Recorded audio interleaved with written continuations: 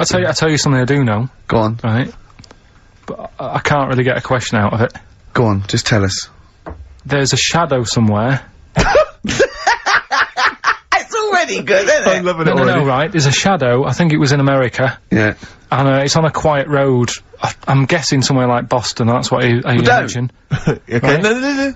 Somewhere like Boston, and people at night used to see this shadow moving about, and they'd go, "What's that?" Right? And it got known. The town, the little local town, got known for this shadow, but it didn't cause any problems.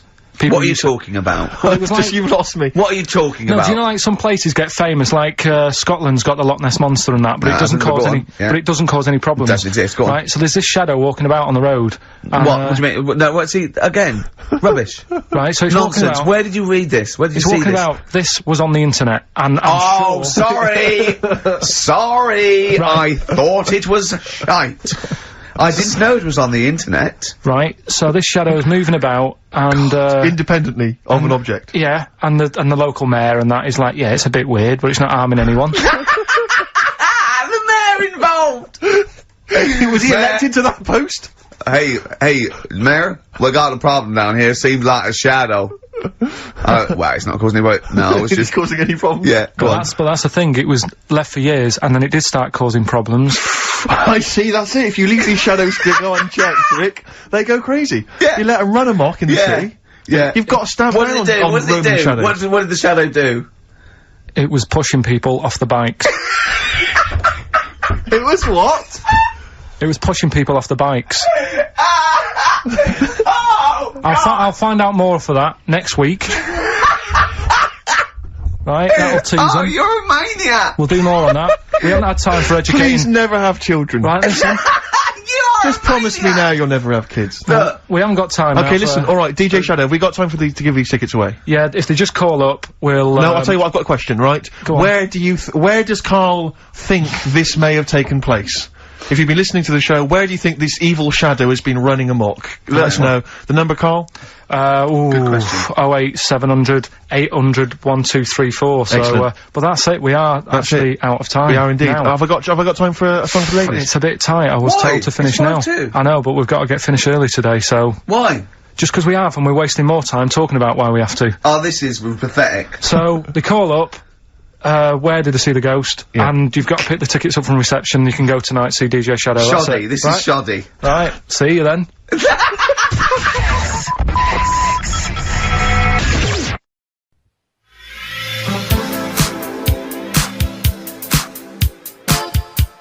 It is hard eating a little kangaroo knob. If I was there and Dex said, right, Karl, eat the knob, I'd go, hang on a minute.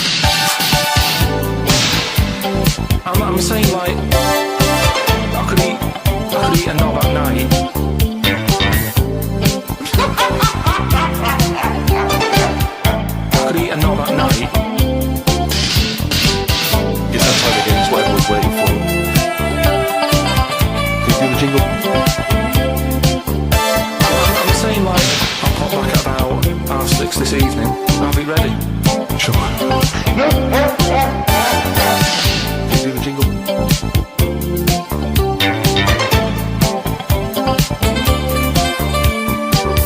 It's that time again, it's what everyone's waiting for. More news. I'm saying, like, I could eat a knob at night.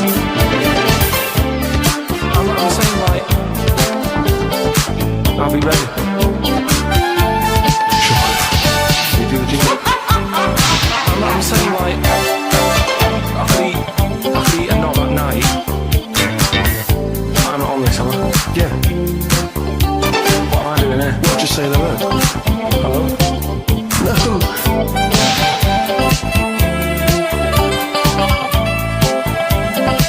I'm saying, like, I could eat a knob at night. Sure. It's that time again, it's what everyone's waiting for.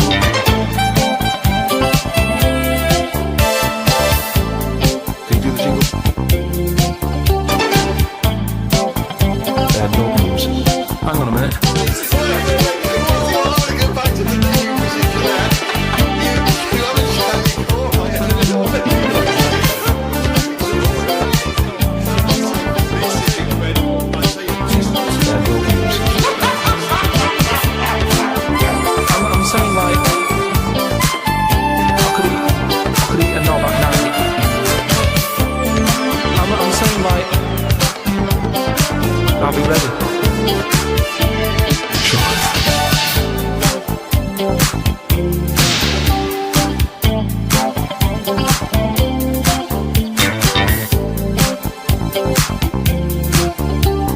It's that time again, it's what everyone's waiting for. I'm saying, like, I could eat a knob at night. I'll pop back about 6:30 this evening. I'll be ready. I'm saying, like, I could eat a knob at night.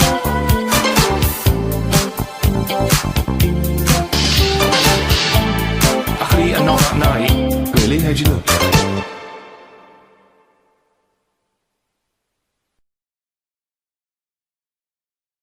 Hey, thanks so much indeed for logging on.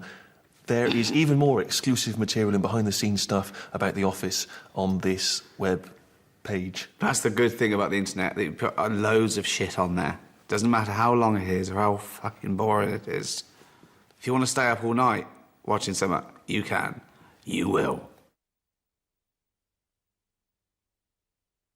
When we went along to the BBC in about 1999, and they said, do you think it's going to be a sitcom? We went, yeah. I said, as long as I'm in it, we write it and we direct it. And they went, well, I said, no. I said, if I don't get the main role, we direct it and we write it, you can walk. And Steve went, in future, Rick, can I do the talking? He was a little bit worried that, as a nobody, I was laying down some specific demands from the off. But I think what was weird was, because Ricky had never set out to be an actor or a comedian, and he wasn't chasing fame, and he wasn't desperate to be on the telly, his feeling was either we do it in the way that we think it'll work, or we don't. And it's, you know, he'd rather go back and do his regular job than sort of compromise it. And whereas I was panicked, you know, I was thinking, I want to be on the telly, I want to be famous, I'm rich. What are you doing, you maniac, you stupid fat old maniac? So I was a bit more panicked, and I was trying to kind of... But somehow I think his kind of forcefulness worked to our advantage in the end, because you need that confidence in a way to sort of see your vision through. But we've sort of kept that up. We've never taken anything to get a stepping stone. We've never compromised. We've never did things that we didn't want to do to get somewhere. And it sort of makes you bulletproof.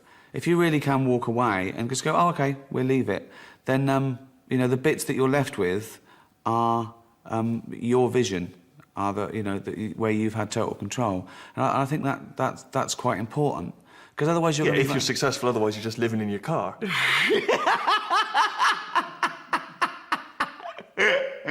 Oh dear. The thing that interests me about The Office, which was so brilliant and in a way educational, was that it, you know, revealed the tremendous flowing emotions that happen inside an office. You know, a lot of sitcoms have to do with family, a lot of sitcoms have to do with friendship, and everybody knows all those dynamics. And then you underestimate sort of how complex the lies are that we tell in the workplace. Everything happens in the workplace. I think the fact that it seemed small, that it was literally just an office, is exactly the point. I think you could go into a shoe shop or a place where they sold ties, and it would be equally compelling. Because we were so naive, though, we were thinking, well, there's not going to be any actors that will be able to be convincing and real and naturalistic. We're going to need to, you know, grab people off the street. I mean, we had grand plans, you know, sort of auditioning in village halls all over England to find these real convincing people. And then we realised that real convincing people are terrible. That's why they're not actors. And that actually really good actors can just do an amazing job. And a lot of people always give us credit as though they say, was it improvised? Was lots of it improvised? But it's the actors who are just so good at making those lines seem real. We knew that as well. It's 99.9%, you know, in the script, and so we needed people to do that like they were saying it for the first time. And there's the real skill. But we did want unknowns, and we kept to that. We didn't want people who'd been, you know, in soap operas, and so because we wanted people to suspend their disbelief long enough, just for the first 2 minutes, to think, is this real? Is this a real documentary? And I think we sort of got that to a certain extent. One of the things that Gervais and Merchant have really got right, that so many people get wrong in comedy, in sitcoms, is that if you're going to have a character who is a twat and a bit obnoxious and whatever, the way to make them watchable is to make them all so lovable. I think that David Brent is probably a good boss for a paper company, you know? I think that, you know, he's big on morale. He's entertaining. I don't know, like, I think people would sort of be fortunate to have David Brent as a boss at that stage in the game. But maybe I'm just thinking that as a guy who I would just be laughing constantly at this guy, you know? It must be really exhausting being Brent, mustn't it? It's you are looking around and at a room full of people plus a camera and needing to assess really quickly in your head how you have to be to please each one, make each one think you're funny, and each one respect you. And you can't do it, you know, with everyone. I'd be exhausted if I were him. I wouldn't have it in me. I liked Tim very much. I really liked him. He didn't seem a million miles away from me in terms of his sense of humour or in terms of his self-deprecation and his... This is a dangerous thing to say now, but in terms of his wit, you know, I like funny stuff and he likes funny stuff and he sort of likes taking the mick and so do I. Tim's job is to just, sort of like Chandler's job was, to just be an observer of all of it and, you know, let us in. You know, he's the guy that is making fun of it and making comments about it and letting the audience know it's okay to laugh at the ridiculousness of this, you know. Tim, of course, is us. Tim is the normal audience watching. And, you know, Tim's look to camera was sort of saying, are you getting this? This is what I put up with every day. So that was very important as well, because he was, you know, surrounded by idiots, and he was the sort of dissatisfied Socrates in a room of satisfied fools. We had spent so long talking about the characters and people from our own lives that were like those people that we sort of had quite vivid ideas of what they should look like and sound like and be like. So I suppose we were sort of looking for actors that could... Which turned out to be naive because, of course, for example, Gareth was meant to be quite a strapping sort of squaddy type. And we, you know, were looking for those types. But, of course, when Mackenzie walked in, that went out the window. I knew from the moment I read the script that this was the one I had to get if I was gonna have a chance at having a career in acting. You know, I'd been doing bits and pieces of TV, and I've been slogging around the stand-up circuit for a decade, and this is the one that stood out. The script was just so good, and I knew that this was the one I definitely had to get, and so I had my heart set on it. Yeah. Gareth said these such awful things, but in such a delicate way, and I've never seen it done before. I've never seen, you know, someone who really should be this kind of big old red-faced, sweaty bloke saying all these ghastly things, but it wasn't. It was sweet Mackenzie, who is such a nice person in real life, that I loved the juxtaposition of it, and I thought it worked brilliantly. Subconsciously, he's probably disappointed to find himself in this position in life, but he can compensate for that by having these delusions of grandeur and giving himself a title and making out he's a bigger person than he is, more important than he is, and he gets more respect than he actually does. So yeah, the title is very important to him, and his desk space is very important to him, and yeah, his pseudo-macho hobbies are very important to him. They all make him into this person that he wants to be, rather than this little man that he actually is. The first time I went in, I just read with the casting director. The second time I came in, I read with Ricky. And I loved that because you could actually, because I knew that he was going to play Brent, you could actually see things come to life, and you could see what road they were going to take in terms of style. Sometimes I went in for one script that I actually did like, and then in the audition it was like, come on, bigger, bigger, bigger, think pantomime times a million, and I'm not very good at that. I'm sort of a one-trick pony, and kind of I'm always asked to sort of, speak up, and so The Office was sort of perfect for me because I could just sort of kind of be myself. I do think it is one of the great casting triumphs of British television. I mean, I keep being haunted by that sense of how revolutionary the casting seemed and the performance style. But every single one of those characters is so perfectly cast, and in a sort of new, informal way. It's not a big, rounded, performed thing. It was just a way of finding people who would fit that style perfectly. And when you do cast things, you realise that you're always casting for style. Someone can come in and be very funny, but they're not right for you. They're funny in a slightly different way. Their tone is slightly bigger or smaller. And I think the perfection of the casting, all credit has to go to them for that, for how perfect everybody was, as it were, right down to the glory of Keith.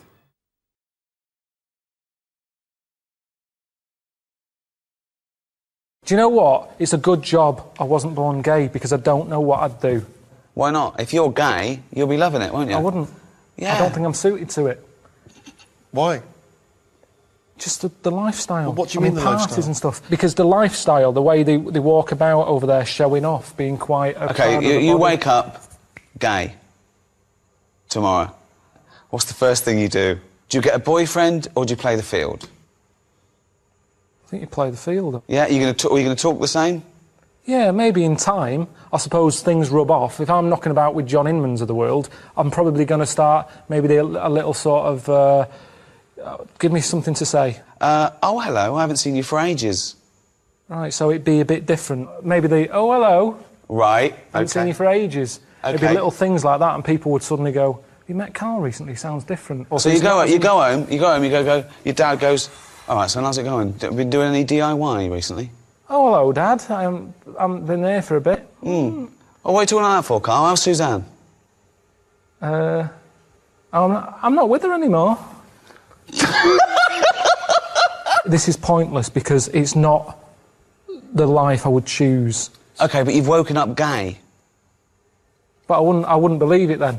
I'd just go, oh, I feel a bit happier today, don't know why. No, but then you start going, you go down, you buy a gay magazine, you're flicking through, you're looking at more cock than you've ever seen before in your life, and you're loving it.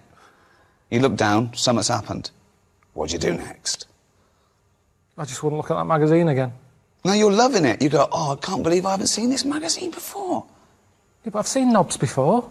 Have you? Yeah. Where? You see knobs all the time. Where? In gyms and that. And don't say you don't look, because you do when you're in a gym. Because it's there. What If is? you don't look, if you're going like that, that's more of a worry. If you're not happy looking a knob in the face, there's something wrong. You should be comfortable with it. Just there you go. It's a good rule look. of thumb. So, a mate sent me a story on email about a bloke in China who has this weird illness that means he can't have his picture taken. That's not the weird bit.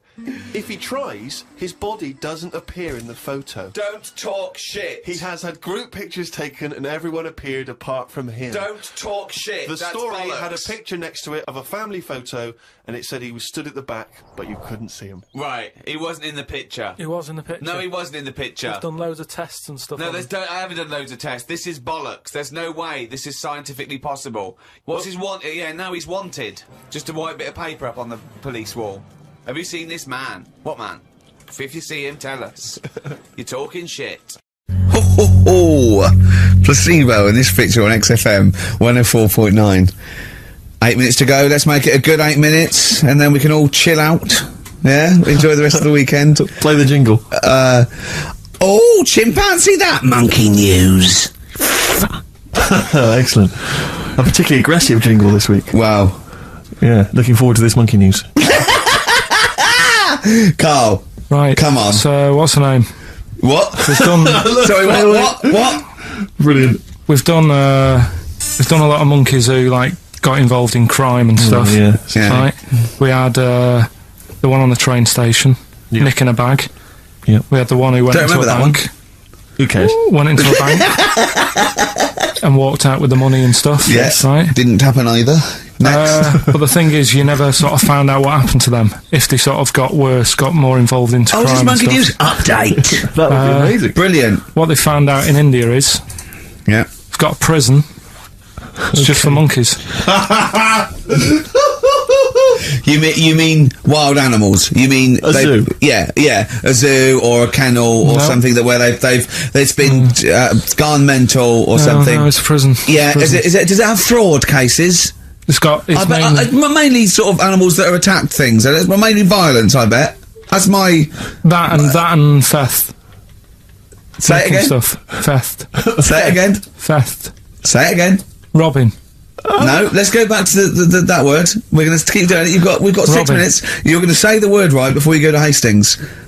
Well, you say it. No, Well, no, say because then it you know how to first. say it. Well, all right. Robbing then. It's been caught robbing. Say it again, though. So Who's anyway. Robin? Who's Robin?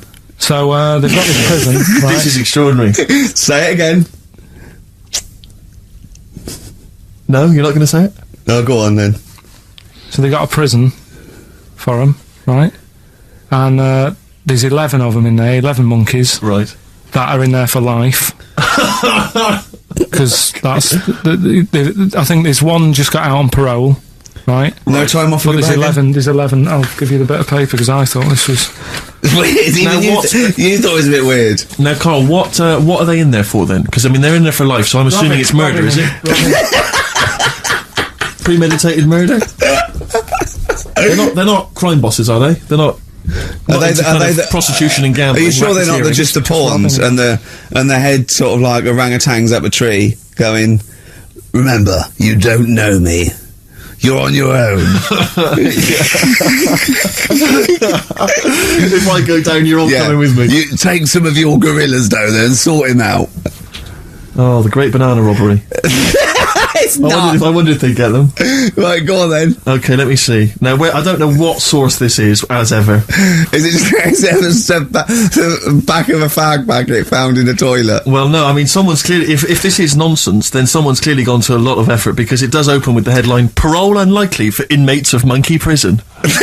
Yeah. Officials say 11 inmates at India's only monkey jail. Officials? Now, what kind of people work at a monkey jail? Where do you work? It says officials say 11 inmates at India's only monkey jail are unlikely to ever be released. The prison in Patilia houses monkeys apprehended by game wardens in Punjab state for thieving and attacking people. The Daily Telegraph reports how the monkeys at the prison in Montebello snarl and glare at visitors from their heavily barred cages. 2 monkeys were released a year ago after exhibiting good behaviour for 18 months in the jail. They have remained out of trouble. Prison can work, that's good. So all 11 basically, monkeys. they were aggressive wild animals that were taken away from the public for their own good. And robbing and that. Wildlife officials believe part of the problem has been caused by thieves training monkeys to help them. Lorry drivers training monkeys as guards for vehicles, and itinerant entertainers That using is ill-treated so annoying. monkeys as and part it's of their act. it's the monkey that takes the rap. It's a shame, that, isn't That it? is awful. They didn't know what they were doing, did they? So there you go. What do you think of that, though, Carl? What would if you could visit them, like Lord Longford or something? What would you say to them? You go there and you get a visit a week or something, you know. So can you get us a video? Right. Do they get conjugal rights? Do you reckon? You wouldn't be interested in that, though, would you? They get what? Would you be happy to give them their conjugal rights? Yeah, would you? Fair enough. All right. Off to Hastings. Off you See you go. later.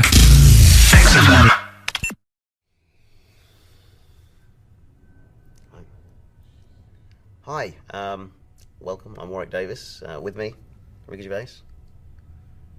Am I not leading this? Because I'm just doing like you do, and this is my website. No, you are, and it's brilliant. Well, you're supposed to go hi. Yeah, you sort of say acknowledge that, and then I was waiting. You were ready for that. Okay, start again. Hi, welcome. What's that? Don't say hi. I mean after the first word. Okay. You think what you're going to say and say it. Articulate and be warm. You do plenty of Right. Did he just answer back then to Ricky Gervais? Sounds like it. Sounds like Hang on a minute. Ooh. Okay. Listen, I've been in the business 30 years. How long have you been acting? That's a fair point. He's got you. Thank you. Hello, I'm Warwick Davis, and welcome. Ooh. Would I say viewers? I'm not sure. What are you I asking say me for? I haven't been acting as long as you. Hang on a minute. I mean, what is my opinion, Let me mate? get this together. You've been in the business 30 years. Hello, thought readers. Do you have? Yeah, readers. Well, you seem to know it all. Fans. That's good. Isn't it? Ooh. Don't mean, look at me. a mistake before the first word. I mean, that's got to be some sort of record. Don't even look. A mistake before he opened his mouth to speak. Yeah. That's amazing. Listen, you've done all. What have you been doing in these 30 years in the business? Yeah. The catering. Good one, I've Steve. never stooped this low. Tell me. Right. Just don't say anything You must have stooped. until I introduce you. Okay. Hello, I'm Warwick Davis, and welcome to warwickdavis.co.uk. I messed that up a bit. Yeah, a little just bit, yeah. minute ago. That's No, just very one aware more of go, time, one more go. but- Yeah, no, that's fine, it's fine. If he wants to plug his own stuff via the BBC, that's up to him. But get it right. You've got one more go, okay? Hang on. Okay. All you got to say is who you are and Yeah, the that's what website I'm you're saying. plugging. Yeah. Okay, well, that's easy. But I mean, it's kind of obvious if they're on my website looking at this, they Let's not know bother who then. I am, Let's not don't bother they? then. Well, this might go on YouTube. Okay. Back to me. Hi, I'm Warwick Davis, and welcome to my website, warwickdavis.co.uk. So close. No, don't. What are you doing? What's that finger? Don't be in my eye. So are they on the website or not? You No, said they're you're- already there, When you yeah. said we'd do something to plug the website, I didn't think it'd be on the website. So is this on No, YouTube? it's for my front page. So this is go on your website. Pride of place. So you're really using us to plug what are you plugging on the website? Merchandise. Is it? You're not selling Well, no, but stuff. that's It's not commercials because I don't do commercials. Okay, I'll skip you. I do When commercials, but you okay, can't just when you afford me. can, I'll go with me, Stephen Merchant. Just go straight past that and then come back to me again. Okay, that's what we'll do. You don't have to be involved. Are you all right with that, Stephen? Sure. Thank you. Well, he's You're sort not of- even in it. We don't need to. You're not obviously Okay. non-commercial. We don't have to Okay. involve you, so that's fine. We can blur that or something. Hello, I'm Warwick Davis, and welcome to my website, warwickdavis.co.uk. Put my website. There's a little P in there. Welcome to my website. Welcome to my website. Shut up. Hello, I'm Warwick Davis, and welcome to my website, warwickdavis.co.uk. With me, Stephen Merchant. Barclays Bank. Thank you very much indeed. And I think we might have an exclusive clip of my new, well, not exclusive, probably just whatever they had left over, of my new series, Life's Too Short. Well, have you got that? Because you got asked permission. No, you've come into it now, you're into well, it. yeah, but have you asked my permission to use that clip? Because Well, sort of, Stephen, you're all right with that, yeah? well, How much am I getting paid? No, for? don't let me down now, man. It's to help promote the thing that you're involved with as well. okay. Okay, no, we can just cut into that. Ooh. So here's not exclusive. No, don't want to do that. So here's a clip.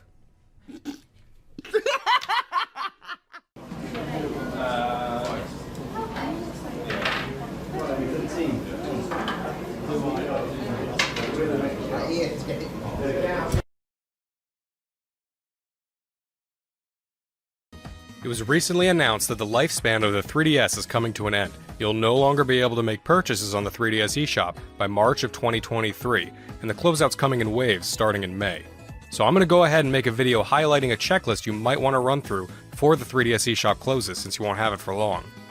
This video is really going to be for those of you who like the 3DS and its library, maybe aren't into emulation, and want to be able to play games that may go unplayable in a legal format forever after 2023. We're going to start with some freebies you can get, and then move on to my recommendations for what to buy before the eShop closes forever.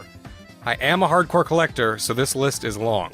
This list is basically anything I found of any gameplay value on the 3DS or Wii U eShops. This checklist is based off the North America 3DS eShop since I'm in America.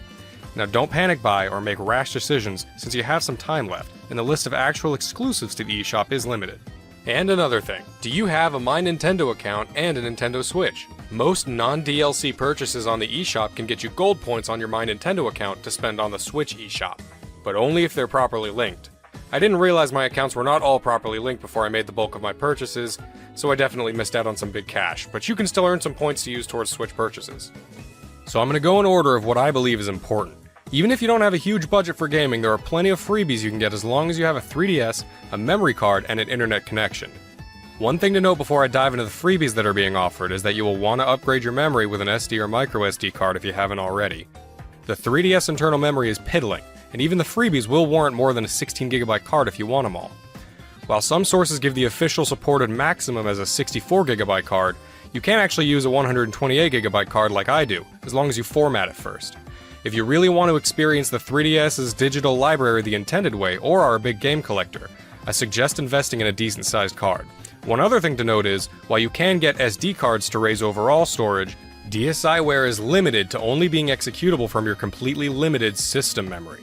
You can still back up the game's files to an SD card so you'll never lose them even when offline, but it basically boils down to only having a set number of DSi games playable at a given time without swapping them out in SD storage, thereby losing their save file.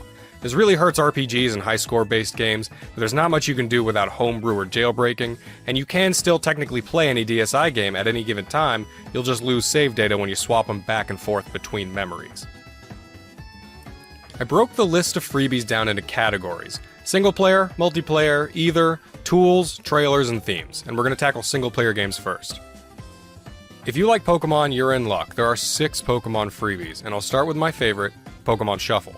While this one, Picross, and Rumble World are free to play with in-app purchases, they really are playable for free, which is what we're going to have to deal with once payments go offline. This is especially so for Pokemon Shuffle, which I've been playing since it came out many years ago. I can't remember ever spending money on it, and there are numerous guides to catching and training top-tier competitive teams floating around.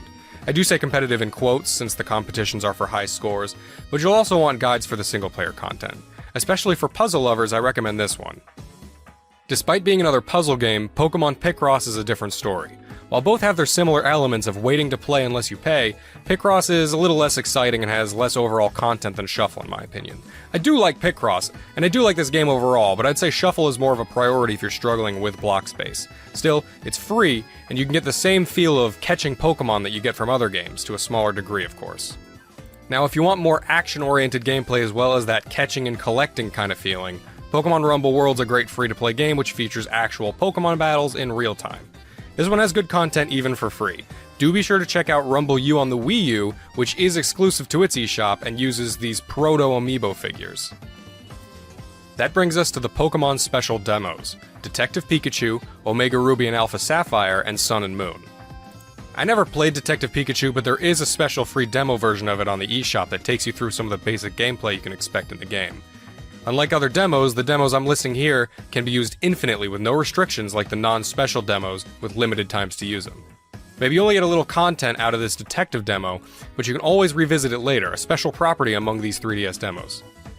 Likewise, there are 2 semi-legitimate Pokemon experiences in special demo form: the Omega Ruby Alpha Sapphire demo and the Sun and Moon demo, which similarly have you playing some small missions in their regions and enact real Pokemon battles. You can gain experience, and you can even send special Pokemon or other gifts to the full game version. Nothing spectacular of course, but an unlimited use demo that lets you experience Pokemon and can interact with their full counterparts is worth downloading if you can stomach their high storage usage. That's it for the Pokemon content among the freebies, but they're all worth trying out, at least since they won't be obtainable after March 2023 if you haven't downloaded them once before. I'll briefly go into the other single-player special demos now. The Puzzle Dragons plus Mario Bros. Demo version is another puzzler with some RPG elements. I never bought the full game, but this one is more free and limited use puzzle gameplay for those wanting a free way to spend their time. If you liked the RPG entries listed so far, then you should try the Bravely Second demo and the Monster Hunter Stories demo for a good amount of content in a fantasy RPG setting. I believe the Monster Hunter demo can transfer progress over to the full version as well in case you get hooked.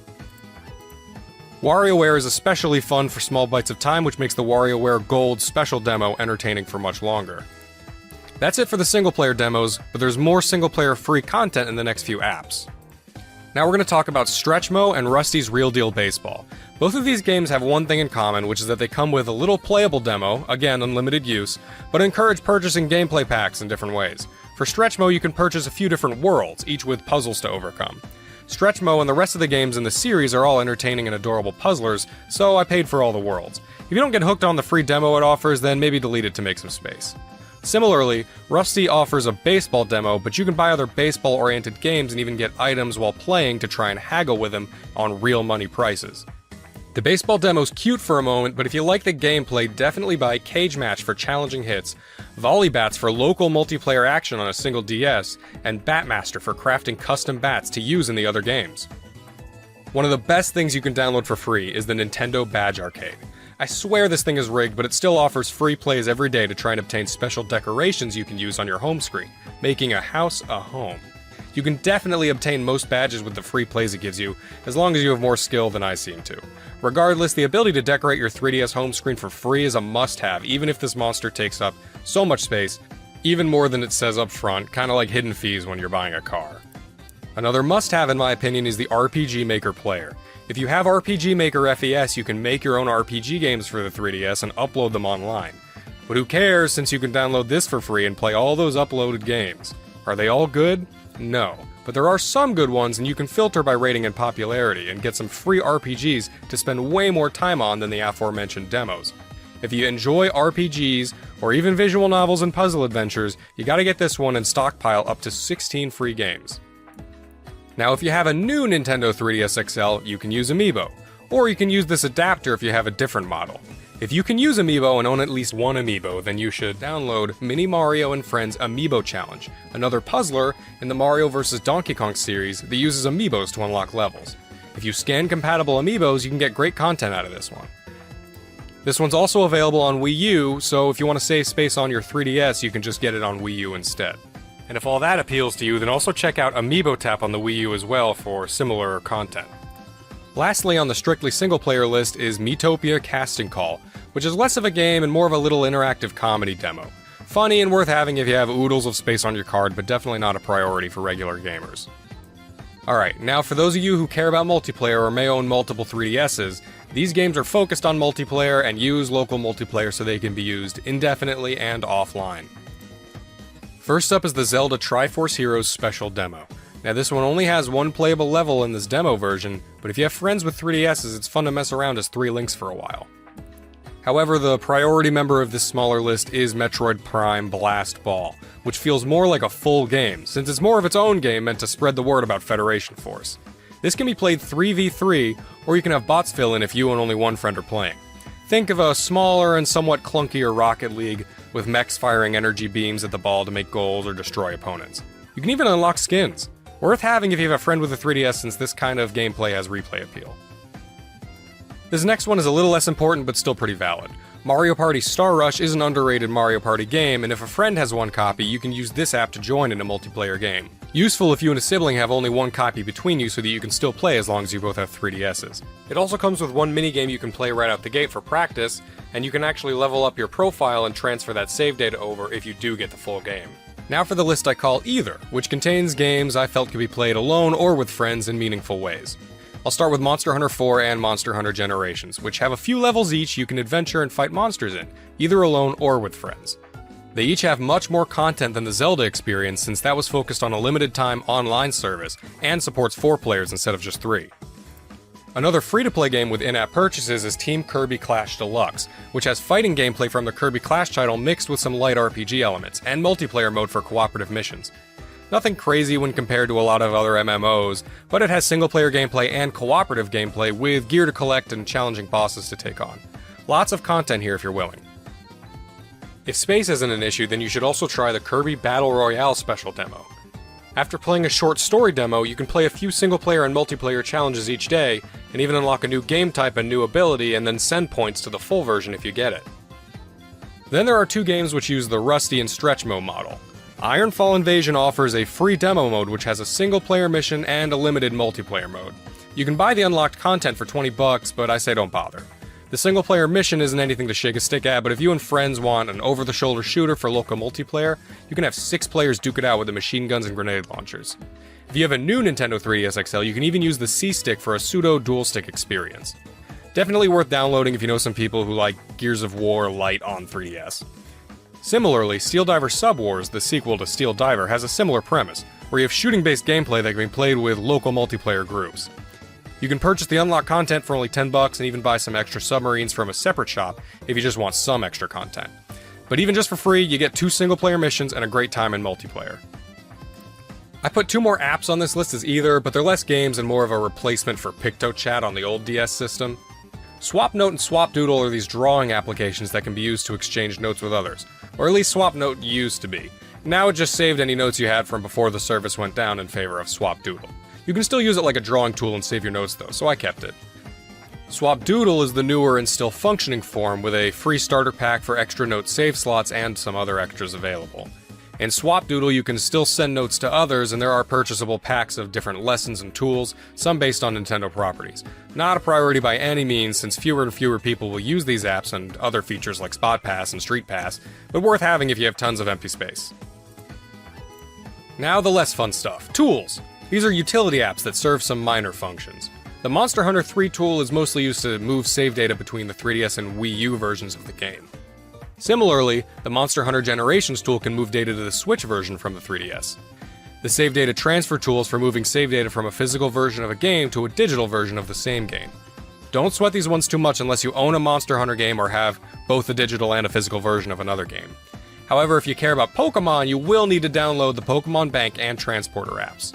These tools are going to eventually be made free to use and are how you house and transfer Pokemon from Generations 3 up through 7 and then move them to Pokemon Home. So they're must-haves if you own any of those generations.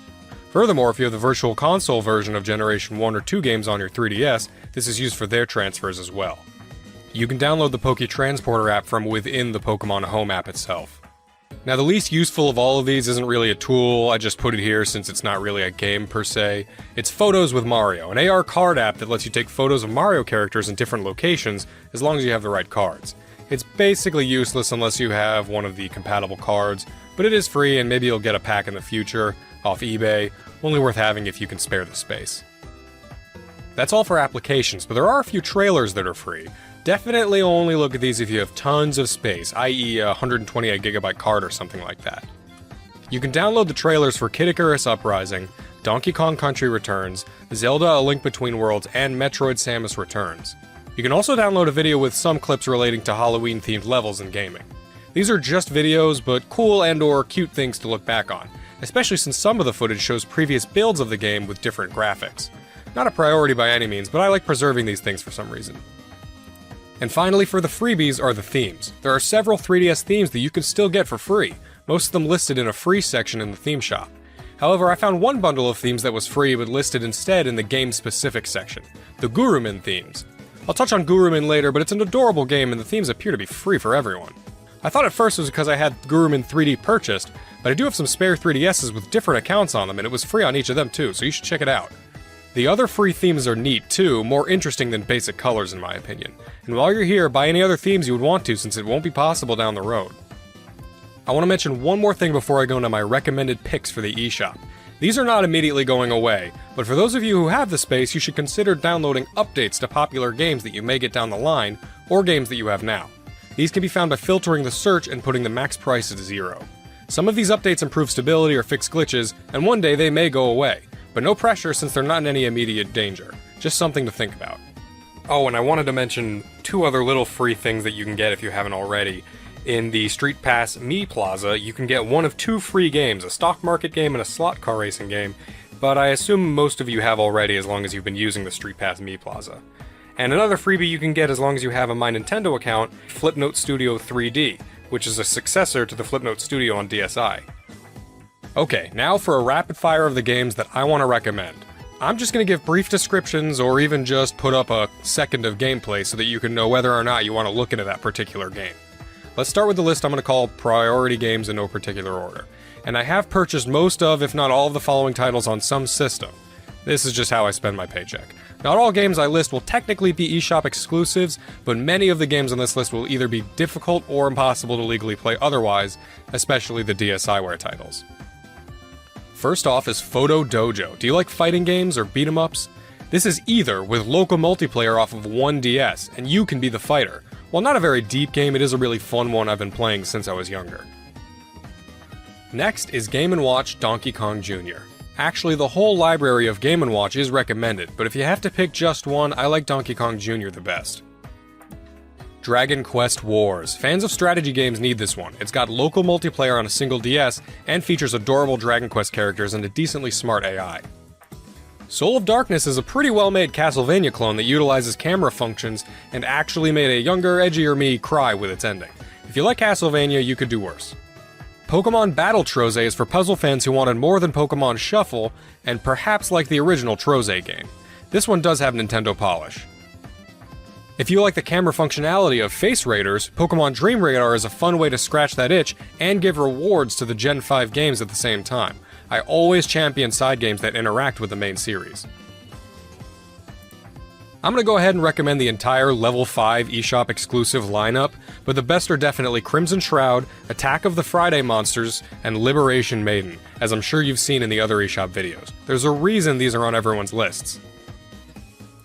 Pocket Card Jockey is also on everyone's list for the eShop grabs. This game has the Game Freak touch for sure. If you're a retro fan, you'll be looking at the Virtual Console games, and you should. While not really exclusive to the 3DS, they may be easier for you to play here. That goes doubly for the Mysterious Murasame Castle, which is a Japan-only title. This is pretty much the only way a Westerner can play this game without emulation, and is very good for an early Famicom game. Similarly, check out Earthbound Beginnings, which was a Famicom game released with an English patch here on the Wii U. Also on Wii U is Kuru Kuru Kururin, a game that never came to the US when it was on GBA, but now it's here on Wii U, and it's a great mix of puzzle, time attack, and physics. Also check out Sin and Punishment on Wii U, since that's another game the US didn't get, and instead we only got its sequel on Wii. I always thought this next one was related somehow to Murasame, but it's just another Nintendo samurai game. Sakura Samurai is a very artful game that makes really good use of the 3D effect. If you like Street Pass, you need to check out the Mi Plaza games. I went ahead and got them all, but at least for your free game, get Slot Car Racing. I would also recommend Mi Force and Monster Man are the most from the others, though I do think they all offer a fun experience with interactions from other players if you can get a Street Pass. Also take a look at the premium paid update for Street Pass Plaza, which adds a few small features. The next one you might skip since there are other games in the series with very similar gameplay, but I do adore the Yumi series, especially Yumi's Odd Odyssey, a puzzle platformer on 3DS. Maybe skip it if you have its sequel on Switch. This DSiWare exclusive is a mix of stealth and puzzle gameplay, a clever game called SKP Go. I've been playing this one since I was younger, and it has a little storyline about an amnesiac who's pursued by assailants, and challenging gameplay along with it. Another one I grew up with, Elemental Masters, is one of those TCG role-playing games set in a fantasy world. Kinda similar to Puzzle Quest in the setup, but the gameplay is more like a side card game from a regular RPG, like the one in Final Fantasy VIII, or the Digimon TCG in Digimon World 3 or Pazaak. I'm currently having a lot of fun playing Chibi Robo Photo Finder. Now, I never had or played the original Chibi Robo, but I did play Park Patrol on DS and thought it was fun, and this one scratches that similar itch. Consider getting Inazuma 11, a soccer RPG game that does not get many releases in the US, though if you're in the JP or PAL regions, there were many released in the series. I love when RPG elements and stories get mixed with non-traditional setups like sports or random careers. Take a look at the other members of the Pushmo series, like Pushmo and Crashmo, if you like Stretchmo enough to buy the level packs, that is. Also check out Pushmo World on Wii U. I'm addicted to them all right now. Also, if you do care about Pokemon, then grab the Game Boy and Game Boy Color Virtual Console versions, since they have connectivity with the other games, as I mentioned before. Long story short, this is the only legit way to transfer Gen 1 and Gen 2 originating Pokemon up to the new games. It's also one of the only legit ways to shiny hunt Celebi, since Crystal comes with the special Celebi event preloaded. If you like the BlazBlue series, consider the DSiWare game BlazBlue, or the 3DS game BlazBlue Clone Phantasma. Neither's amazing, but still decent side games for lovers of the BlazBlue story, or already own a game like X-Blaze Code Embryo on PS3 for the story. And go ahead and look at Pro Jumper and Radio Hammer while you're on the Arxis and Axis pages in the eShop. Birds and Beans and Paper Airplane Chase are WarioWare micro games for sure, emphasis on micro, but both have addicting high score-based gameplay. Birds and Beans has an unlockable second mode, and Airplane Chase has single DS multiplayer mode. A similar title, Spotto has simple gameplay, but physics-based games are always a treat. If you own or care about Smash Bros. On Wii U, you can get this cheap app to use your 3DS as a controller for the Wii U version. Touch Battle Tank Tag Combat and Tank Troopers are the two better tank-based games I've found, though Tanks vs. Ants looks decent. If you only get one, I recommend Tank Troopers, since Touch Battle Tank Tag Combat, that is a mouthful, needs a second copy to play multiplayer, while Tank Troopers can use download play. 80s Overdrive is a classic retro racer that reminds me of Victory Run or Final Lap Twin, and you guys know I love Final Lap Twin. It does lack an open world to explore like Final Lap Twin, but the racing feels nice and the upgrade system helps with that RPG feel. Another similar title is Gotcha Racing, which has a similar mechanic, but a vastly different, cutesier art style. Take your pick, they're both fun to play. There are 3 Kirby games that are kind of leaving with the eShop. Kirby Fighters Deluxe, DDD's Drum Dash Deluxe, and Kirby's Blowout Blast. All this alliteration. These are expansions upon minigames from the mainline titles, and are all fun. I do like the multiplayer fighting aspect of Fighters Deluxe, but the gameplay gets reused in the free-to-play Team Kirby Clash as mentioned before. Blowout Blast is a well-made 3D platforming action game, and DDD's Drum Dash is a rhythm game that somehow reminds me of some of the bonus stages in Klonoa on GBA. All are worth getting in my opinion since they have that Nintendo polish. This is the part of the video where I realized it was going to take way too long to capture all of the 3DS footage manually like I've been doing, and I wasn't experienced enough to edit it all together and keystone it correctly. So from here on out, we're mostly going to be looking at the 3DS eShop listings and other very small clips, and I might have to cut some things down. But we're going to get all the names out there of the games that I think are important. Another rhythm platformer everyone's talking about is Harmonite, which I personally think may be a little overhyped, but I still think it's a great game, and it's a shame it's going away. Take a look at Maestro Green Grove as well if you have the system storage to spare. There are a lot of good shoot-'em-ups that will be going away.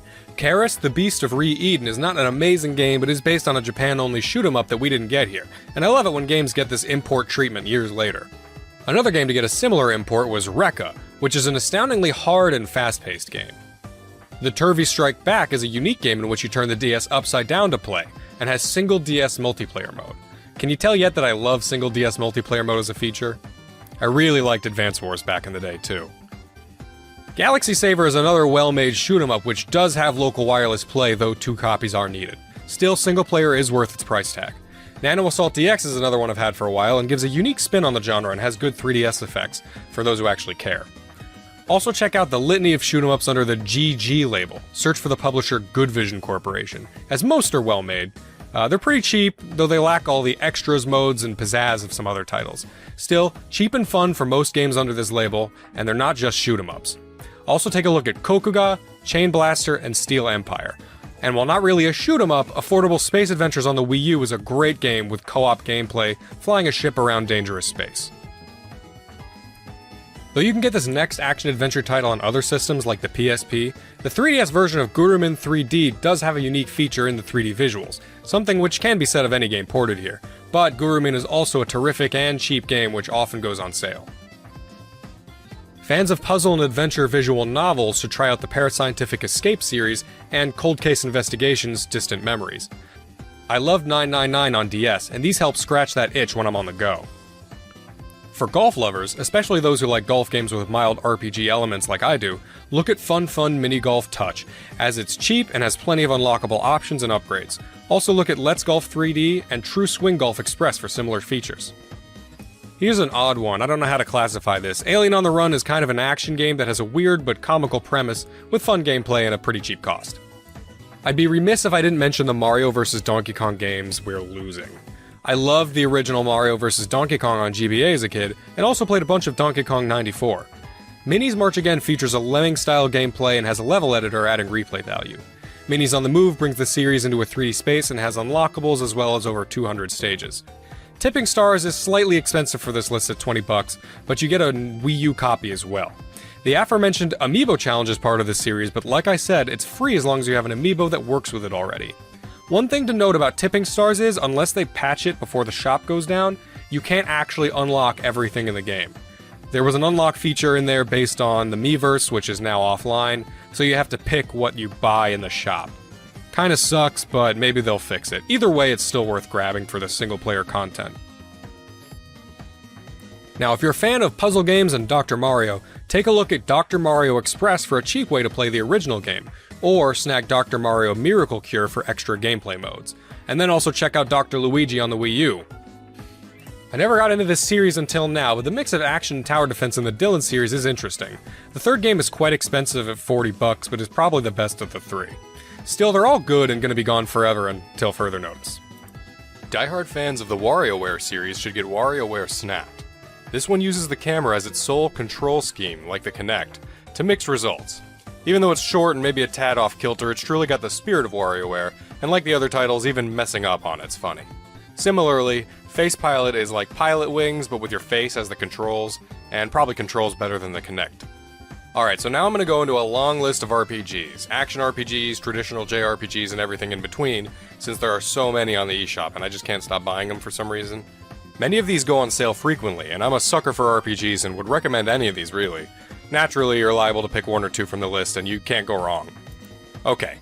Xenonia, Ash, Machine Knight, Infinite Dunamis, Cronus Arc, Alphadia, As Divine Cross, Unlucky Mage, Brave Dungeon, Cristorino, Journey to Crazia, Legna Tactica, The Abyss Quartet, The Witch and Hero series, The X-Cave Trilogy, The Legend of Dark Witch series, Demon King Box, Bonds of the Skies, Dragon Sinker, Faerun, Crystal Adventure, Kingdom's Item Shop, Adventure Bar Story, Adventure Labyrinth Story, Symphony of Eternity, Dragon Lapis, Crystal Monsters, Pick Done 2, The River City series, Weapon Shop de Omasei, Absolute Baseball, Ikachan, The Keep, the Denpa Men series.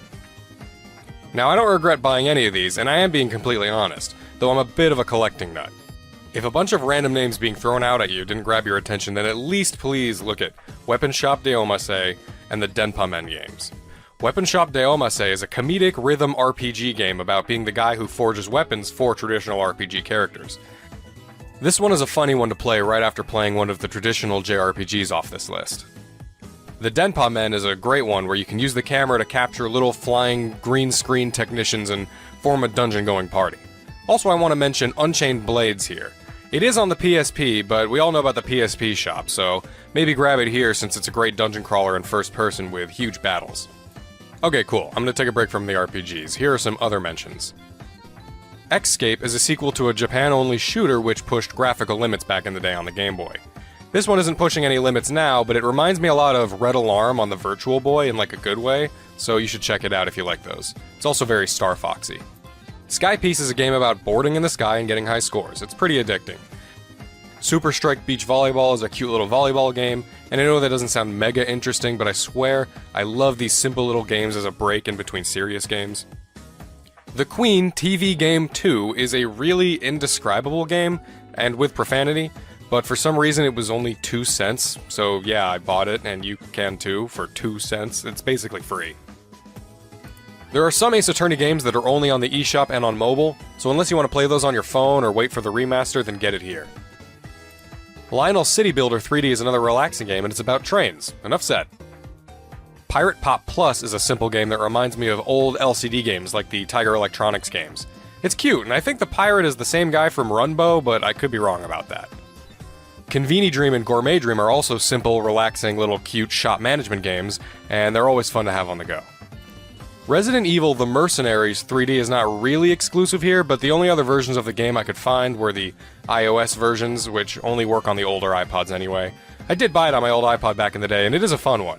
So yeah, it may as well be exclusive to the eShop, and this version does have 3D capabilities anyway. Not so many shooters on 3DS, but if Ironfall's demo was enough for you, then you're probably fine without it. The Electroplankton series is a weird one, but they're exclusive here and all pretty cheap. At least get Hannenbau since they made this one into a Smash Bros. Stage. The Mighty series has a couple games exclusive here, like Mighty Milky Way and Mighty Flip Champs. All of them are quality platformers. Ancient Tribe is another cute little game that reminds me of Populous, if anyone remembers that one. Amiibo Battle is a different vibe, but also checks off the RTS-style gameplay. Moki Moki is a simple party game, but also has download play, so that makes it worth it to me and my extra DSs. Fighting/beat-em-up Cosmo Fighters also checks this box, and I love fighting games where only one copy is needed, like most fighting games on console. Man, more stuff should have been download play. Mononoke Forest has a similar aesthetic feel to Moke Moke, but their gameplay is completely different. Very cute though. The Spirit Hunters duo are like the Denpa Men, but if you like creatures better than weird men, then look at these ones.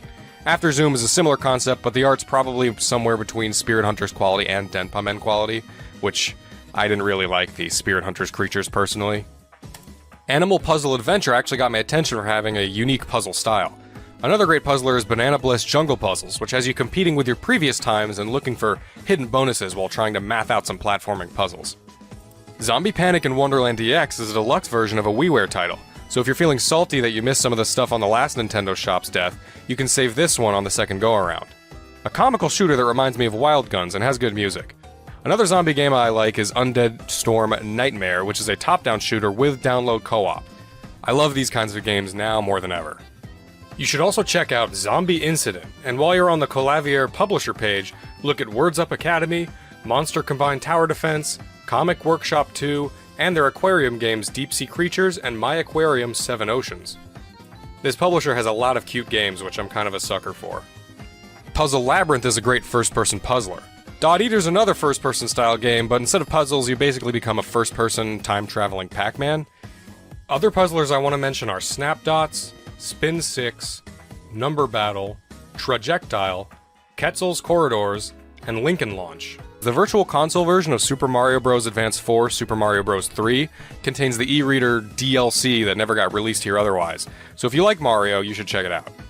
You may also want to check out Pokédex 3D Pro if you're a die-hard Pokemon fan, though it's a little pricey for what it is. It does have some quiz games to check your knowledge. And to wrap it up, here's a rapid fire of some smaller titles I still want people to check out before they fade into the past and obscurity.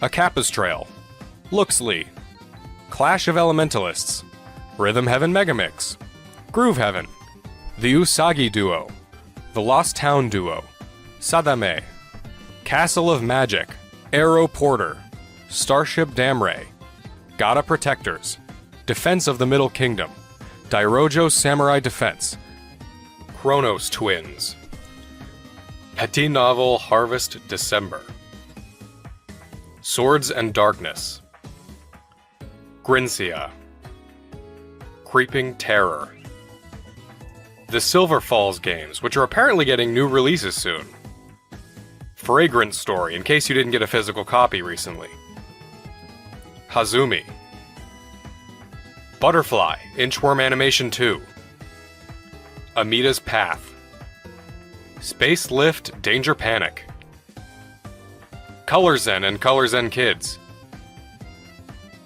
BitBoy Arcade and Puzzle Box Setup, Dress to Play Magic Bubbles, Escape Vector, Fluidity Spin Cycle,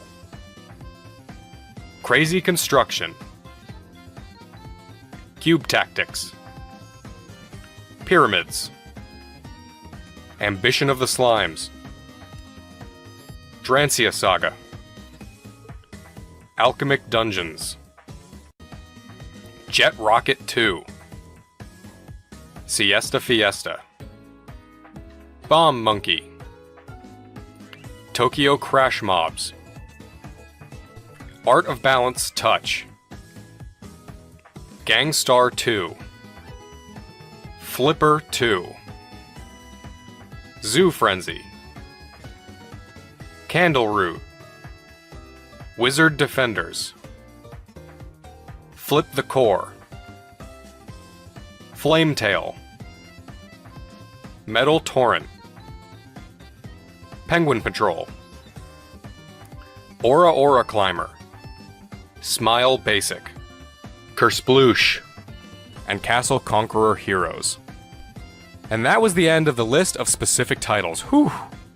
You should also check out specific publishers that you care about and see if anything strikes your fancy. Also check out the Virtual Consoles and 3D Classics, as well as the GG series for short, cheap arcade action. And finally, check for DLC.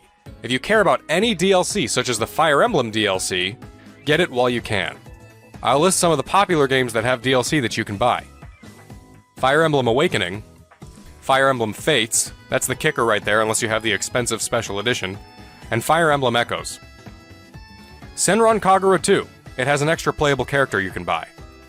The Monster Hunter games, they all have free little updates and extras. Persona Q, Super Smash Bros. Get all the characters. Theatrhythm. You can get some songs that you really should have gotten with the base game for the same price as an actual iTunes song. The Shin Megami Tensei games. Bravely Default. Mario Golf World Tour. Fantasy Life. The Harvest Moon series. The Etrian Odyssey series. Coldcept Revolt. RPG Maker FES. You can get some extra resources to build with. Hyrule Warriors Legends. And 7th Dragon 3 Code VFD. Alright, awesome. That's my huge, way too long checklist for the eShop before it closes. I know it was a long video, but you have to be thorough and complete when something like the finality of a closing bank of games happens. Thanks for watching, and I hope something on this litany of things educated you or helped inform you on what you want to get before it closes. If you have any comments or questions, I will definitely be in the comments on this one since this is my biggest project and my first scripted video on the channel, and want feedback and to hear your picks in case I missed a big one. I'd be excited to hear about another one I can get before it's gone, so please share. Also, I want to mention that a lot of these games do go on sale, so maybe stock up on your credit and then wait until the last possible moment and grab anything that's on sale. Alright, thanks for watching. He likes Richmond Park. He goes, I like to see all the deers. I went, it's deers plural, you don't need to say deers. I try and educate whenever I can. What's that one? I said, the deer is already plural. Yeah, deer is plural. I said, you know, like sheep or fish, so you can say fishes. And we laughed at us. I said, do you know the plural of mongoose? Because a lot of people think it would be mongoose. It's not, it's mongooses. Do you know what Karl said? Plural of mongoose. Mongoose, yes. Plural of mongoose? It's worth a competition. No, it's not, no. No, go on. Karl, what did you think the plural of mongoose was? Mongs. I phoned him up. There was a front cover of the, I think it was the Telegraph one day this week, and it was an ironic story. It was a fluff piece, but it was a funny story. It was about a monkey in a zoo that had a ruck with its father because it's adolescent. It was like the equivalent of like 16 to 18, and it had a fight with its father, and it escaped. It ran away, and it was like, you know, an interesting story. Yeah. I phoned Karl up and said, "There's some monkey news. A monkey has escaped from its cage after an argument with its father." And he said, "What was the argument about?" I mean, he thinks like Homer Simpson. Yeah. What was the argument about? Like, the zookeepers are going, oh, look, oh no, he's brought up his untidy room again. The father, oh look, he's caught him smoking again. I mean, what do you mean, what was the argument about? They have fights. They have fights and then it ran away. His dad wanted him to go to college, but he just wants to quit and get a job. Yeah, and he fancied a monkey in the other cage, and the father was saying, she's not good enough for you. I remember, I was on a, I don't know if this is alright to talk about. I mean, it happened, so, you know, not worried about it. It's alright to talk about. Everything's alright to talk about. But I was on the train, right, coming from Manchester back to London, right? Yeah.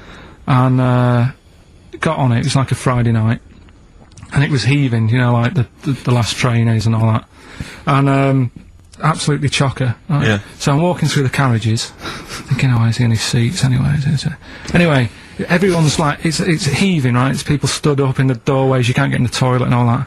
There's not going to be any chair knocking about, you know, walking through. And anyway, I see this one empty chair sort of in front of me, right? I think, oh, why ain't anyone sat there, right? I'll just rush to that, get to that, I'll get myself a seat, plonk myself down, right? And, sort of turn round, you know, see who I'm facing, you know, see who you're sort of having a chat with. Little fella there, right? Little, well, Down syndrome kid, Right. Sat there, and he goes, "Alright," and I thought, oh, right, not bad, but do you know what I mean? They're always talking, aren't they? They ask a lot of questions, right? So I was like, oh, here we go, 2.5 hours, and I couldn't get up because the thing is, that's obvious, Sure. right? So that's like mean. I never want to be mean. Do you know what I mean? No. At the end of the day. So anyway, so I think I know. I'll go to sleep. Clever. Right, so I shut my eyes, and he leaves me alone and that. So then, my phone goes, and I think, right, what do I do? Do I ignore it? Or do I open my eyes and see what it is? Anyway, I open my eyes, it's Ricky calling about something. About nothing, probably, actually thinking about it. Wasn't even worth answering, right? So anyway, but I'm awake now, aren't I? So he's like, hello? And I'm like, alright, mate. And he says, you're muscly.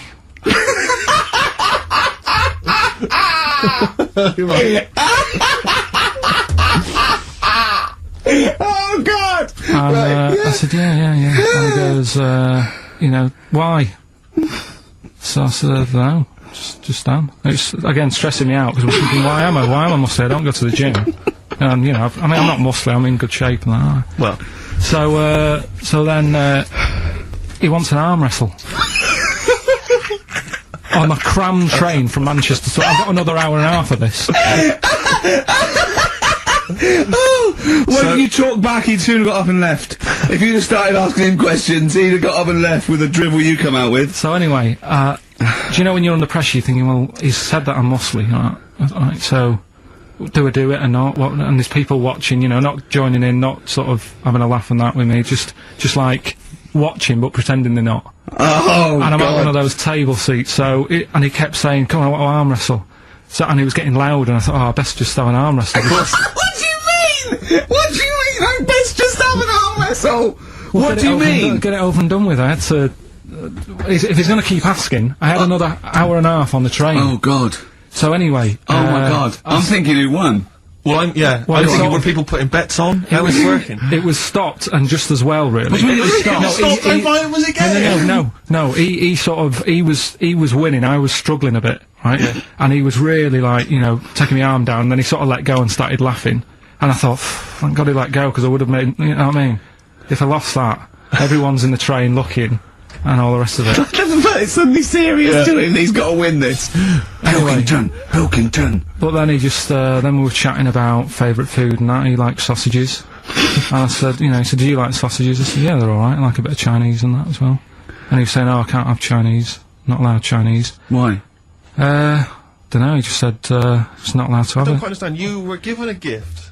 And the gift was a golfing day of golf. And yeah, for my Christmas present, part of my Christmas present from Jane, a night away, 2 rooms, 2 rounds of golf, dinner for 2, right? But not with her, I noticed. Well, she doesn't play. No, she knew. No, it was a present. It was playing golf. It was a golfing day. She doesn't play golf, so I had to choose someone to take away. It's alright. It wasn't a romantic meal. No, but that was my immediate thought. I was... yeah. Me and Carl just getting in there in the jacuzzi together. It just sounds like an excuse for Jane to have a day off from you. But you don't play golf, Jane. I know. Go. Yeah. Enjoy yourself. A bowling ball with my name on it. So chose Carl, obviously. We went. It was a great day, wasn't it? Brilliant round of golf, absolutely brilliant. Such a beautiful place in Stoke Poges, it's like a really posh place. And are you a good golf player? Well, we'll get to that. Oh, okay. Wow, he bought the shoes especially for it. Oh, I'd love to see him in those little shoes. I know, and they were no good because they were metal spikes. We had to change them. He was annoyed straight away. He spent over £22 on these golf shoes. We hired a buggy that was brilliant fun. I was bombing along, wasn't I? I don't drive, but it was great on that buggy. Well, you've been on a buggy with me, and you were a bit scared. Yeah. What? I nearly killed us once. I was just taking banks and things, but you don't see sort of bunkers, and he'd scream and go, stop! And he'd put his foot down the brake, and then I reversed. At one point he sort of did a handbrake turn next to the lake, and then we had to reverse, right? And you know, you just flick a switch and put your foot down. He did that without looking. I looked behind, there's a big oak tree there. Screams, watch the tree, right? So Dukes of Hazzard. And I kept jumping in and leaving him behind because I had to go to my ball. Anyway, so the first shot, I got on my driver. I honestly did one of the best shots I've ever done. It went straight down. It was great. I thought, phew, got away with that because it's always the first one because there's a clubhouse and you want to look good. Yeah. So. He tees up, man. And I've been saying, buy some balls. He just got 6 balls. I was going, what if you lose me? I won't lose 6 balls, right? He tees up, right? Whacks it. It goes miles, like, right angles, straight into these, the woods, right? He turns around and he goes, go and buy some more balls. So I'm laughing, because it's, like, impolite to laugh, but he broke the ice for me, and I was falling around. And then his second shot, I go, you know you're off for 3 now. If you take another shot, he went, oh, right. So it's his 3rd shot. He puts the ball down. He hits the ground before it and misses the ball altogether. And I was on my back, wasn't I? Unbelievable. Actually rolling about on his back. And we were terrible. I went round 107, he went round in like 119 or something. Sure. It was just rubbish. How long did it take? 5 hours. Of course. And there was no one around, luckily. but it was fantastic. So then we go and have our meal. What annoys me, I said, right, I'll go for a run. He went, I'll have a bath. I said, I'll see you at 7:45. At 7:55, I have to call him. He's not ready, so he's let me down there. I can't stand lateness or laziness. You hate lateness. Yeah, and he's let me down. Do you know his excuse? He fell asleep in the bath because there was no light bulb. There was no light bulb in the bathroom. So instantly he fell asleep, and he was late. No, do you know what I mean though, Steve? If you're sort of like nice and warm and what have you. I was tired anyway, I've been stressed out for 4.5 hours, right? My life flashed in front of me a few times in that buggy. So it's all sort of wears you down a bit. I thought, right, I've got a headache. You're going for your run. I'm going to have a bath. I walk in, put the light on. For some reason it didn't come on, but I thought, it's alright. I'll just, you know, doesn't matter. You can have a bath in the dark. It's summer, so it's light anyway. Well, there's no windows in the bathroom, so... Yeah. So you were in the darkness? So I'm in the darkness. I nod off because I'm shattered. He calls up, hassling me. So I said, well, I won't... you know, it doesn't normally take that long for me because... You know, I haven't got, like, long hair, I've got a dryer and shit. I can sort of one wipe. Yeah, he's already 10 minutes late, though, when I called. Well, 10 minutes. 10 well, minutes. lateness is lateness. Next. Doesn't matter. Dinner wasn't till 7:15, so we had, like, another 20 minutes anyway, so it doesn't really matter. Yeah, but we said 7:45. So he's calling up, hurry up. So I said, yeah, alright. So I get out, and drying, like, my tackle and what have you. Calls back again 30 seconds later. You know? No, I don't, No? you know, I don't like that. You're not going to do that, no. Give it a wipe. 30 seconds later, come on! So I end up going downstairs to the meal area. Naked. With a wet shirt on and wet socks. I've got headache as it is. Meant to be a relaxing weekend. But anyway, so we have our meal, which is really nice. And then we're sitting in the bar. I'm having a cigar by the fire. Yeah. Like we're having a rather nice Pinot Grigio. Yeah. He's there going, I've got an headache. Is this 1955 that you live in? I know. It's so right. And we are knackered because you know he's not used to work. I've seen him moaning, falling asleep. He's not used to it at all. And you've been on your feet for over half an hour. Yeah, right. So yeah, we didn't even walk around the golf course. We had a buggy. Yeah. Wasn't even exercise. So we get onto conversations. Talking about, he's asking me stuff about evolution. Tell me that. Why did the giraffe? What's that rubbish about the giraffe getting a long neck? I said, well, it didn't try and get a long neck. It was selected. And he said, but why would evolution do that? I went, well, you think that evolution didn't do anything? There's not this consciousness, there's not this will that a giraffe has to stretch its neck to reach the leaves. It won't have a long enough neck to survive and pass it. He was going, yeah, but why did evolution? This isn't. But by the way, this isn't the most stupid thing. This is warming up. This is about 8:45. Right? He said, why didn't evolution make a giraffe good at carpentry so it could build a ladder? Right. Yeah. Okay. No. All right. Okay. So he's thinking around it. He's trying to pick holes in evolution. Yeah. We get on to. I said, well, things are. I said, we can see the speed of evolution in lower life forms like bacteria, viruses. They evolved. That's why soon we won't have an antibiotic that can kill some certain bacterial strains. And he said, and this is about 11:30. And I said, I'm going to bed. Right? He said, in the future, they reckon that you'll be able to wake up and eat a yogurt you can have a chat with. It's the re-education of Karl. He's like Liza Doolittle. And now he's coming or Lawnmower Man, if you've seen that film. More like Lawnmower Man, if you've seen the film. You'll know what I mean. And his homework was to just study quotes, really, on happiness and stuff, and general well-being. He's not a big happiness quote fan, are you, Karl? Not really. So what have you done? You've come up with something, haven't you? Right, yeah, I told you, right? Because a lot of these are just things you say every day. They're nothing special. So what I'm doing... Well, you say them every day. Well, the sort of things you come out with and you don't even think about it, do you know what I mean? Yeah. They're on the TV all the time, people on the radio are saying these sort of little quotes. Sure. And, what I've done is, remember that programme on Channel 4, Faking It? Yeah. Where they got some, like, posh kid to be on a door and all that. What I've done, I've, Imagine if that was the pitch for the show.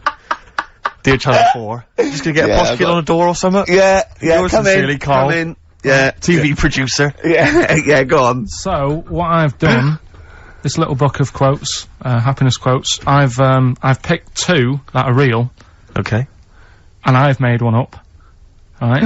And we've got a guess. And you've got to guess. Okay, then, go on. Well, I'll tell you what, Rick, why don't we, when we've heard them, we won't confer. No. You'll write down yours, yeah. A, B, or C, and I'll write down mine, and we'll see how it Okay, is. Karl, off you go. Right, and just because I'm looking at this book, it doesn't mean I'm actually reading. No, I know, Don't worry, no. we're clever. No, we know, we can't see yet. Call my bluff. Yeah, go on then. Nothing is worth more than this day. Okay. Yeah. Yeah. All right. Yeah. The way I see it.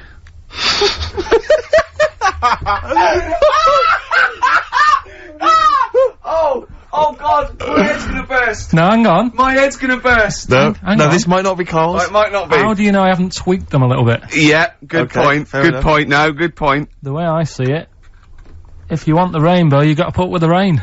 Yeah, okay. All right. All right, yeah. Okay. Hang on. Yeah. Come on. Cat food. Cat food, go on. It stinks a bit, but if you don't put up with the smell, the little kitten will die. Steve, I don't know what to say. I don't know what to say. Imagine this in faking it. Imagine their faces when he says that, and they're going, "Oh my God." Carl, play a song, mate. We'll have to confer on this one. I've been trying to take in too much information though. That's the problem recently. Well, I said to you last week, I've been like reading more books and what have you, and trying to take in too much. But the problem is, like even watching telly and that now. Suzanne said to me, you know, stop doing that. Stop watching telly late at night and going to bed, because it's making your brain too active. And I'm sort of Heaven forbid. And you know, I'm trying to get to sleep and I can't. And then when I wake up, she had a go at me the other day, right?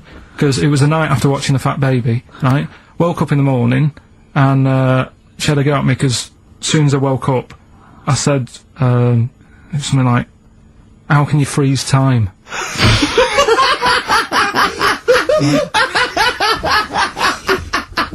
And she says, "Aren't you going to say good morning or whatever?" I'm gonna burst! Just imagine it, right? It's that the sun comes out through the window. Oh, she's Carl's like that, his little head. His eyes open, he goes, One of those floppy night hats. "How can you freeze time?" Oh, God! But it's because, like, whatever, the night before I might have heard that on the news or whatever, and it's just been sort of whizzing round my head. Sure. And, you know, it was a big debate. I think have they found a way of doing it or something? What are you talking about? They've done something about freezing time and all that. See, this isn't information, this is nothing. That is nothing, that. They've done something about freezing time. Imagine Jeremy Paxman coming on, going, "Well, the issues tonight said something about freezing time." It's, you're think before you talk. No, but I don't worry about how to do it. I just think about what effects that will Oh, have. they haven't asked you to get involved? Well, this is what I'm saying, though. You can't explain it. It's a tough thing, isn't it? But what's the point of me worrying It's about not a that? question. Do you know what he said to me the other day? This is unbelievable. This is one of the most stupid, incredible things I've ever heard. He was talking, and he suddenly stopped, and he was thinking about it, and he went, "Oh," I went, "What?" He went, "You'd never see a black ghost." Extraordinary. True, though, isn't it? I've never seen a ghost, full stop. There are no ghosts. There aren't ghosts. No, but I mean when you just see them in, like, magazines and that. And what we got, is it time? I think so. Yeah. Oh, chimpanzee, that monkey news. Right then, so, there's this monkey, right? Right. In Canada. It's in a zoo in, Toronto, I think it is. His name's Pascal. Right, and what happened was all the people in the zoo sort of said, you know, what can we do? Sort of spice the day up a bit. Right? Yeah. So they left. Embellishing. No way this is a news Let him story. do the news, let him do the news. Okay. So they Any left. dates? Just let him read the news, alright? I You wouldn't don't- interrupt Moira It Stewart. was about 2 weeks ago. No, because she always says today, so you know it's news. She doesn't say, right, there was a monkey, right? Right. Well, in Canada, Come on, right? mate, just finish the Okay. news, be all A right. couple of weeks ago in this zoo in Canada. Right. They got a camcorder Right. and they said, let's leave it for the monkey to have a play with, right? So anyway, they passed it around. Won a BAFTA. And a couple of chimps and that were rubbish at it. They were like filming the floor and all that, and the fingers were always in shot and stuff like that, right? But anyway, there was this one chimp called Pascal, right? Who Annoys me that he calls them monkeys, though. They're not monkeys, they're apes. He was a dab hand at it. Right? He was like filming stuff, really good shots, you know, sort of nice mood and that. He used the lighting properly and all the rest of it. No, he didn't! Just this is the news. What are you talking about? This is the news. God, So Steve, anyway. it's so annoying. You know it annoys me so much. Things like that. He was a dab hand. He was doing really good shots. It really annoys me. Let's hear the news. Anyway, right, so he started, at night, like when the zookeepers went home, he started filming, like, other monkeys on the go, like, whilst they were at it, right? And he was filming them and what have you. The Ron Jeremy of the zoo. You know it's going to end up on the web. So anyway, the zookeepers came in the next day and it's like, let's see what shots he's got. Anyway, he's got all this, like, you know, all these monkeys at it and what have you. So, this is, honestly, you don't know what this is doing to me, Steve. Can I stop him now? So they thought, like, actually there's a few monkeys who aren't at it enough. Do you know what I mean? They have problems and what have you, so let's give them the videos. That is so untrue! This is so untrue! It's so untrue that it was filmed by a monkey! So It's what so happened untrue! then, right? Rick, I don't know who to believe. Oh God! You're talking so much shit again! You must know that's not true. There's no way. There's a load of tapes out. Look at me! Look at me! Don't keep talking, look at me!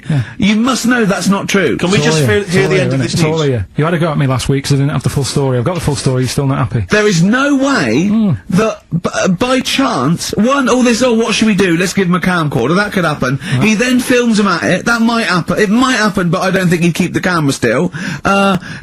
Two, they go, hold on, this is good stuff. This is good shit. This porn's good shit. Anyway, look at so that. He's got a lovely shot. Yeah. So this is ridiculous. Let me just recap, because I lost my way there. So the monkey has filmed the monkey porn, Yeah. and now they're showing it to the other monkeys. Is he directing? Can you hear him just- saying stuff? it's Can you hear him like- go?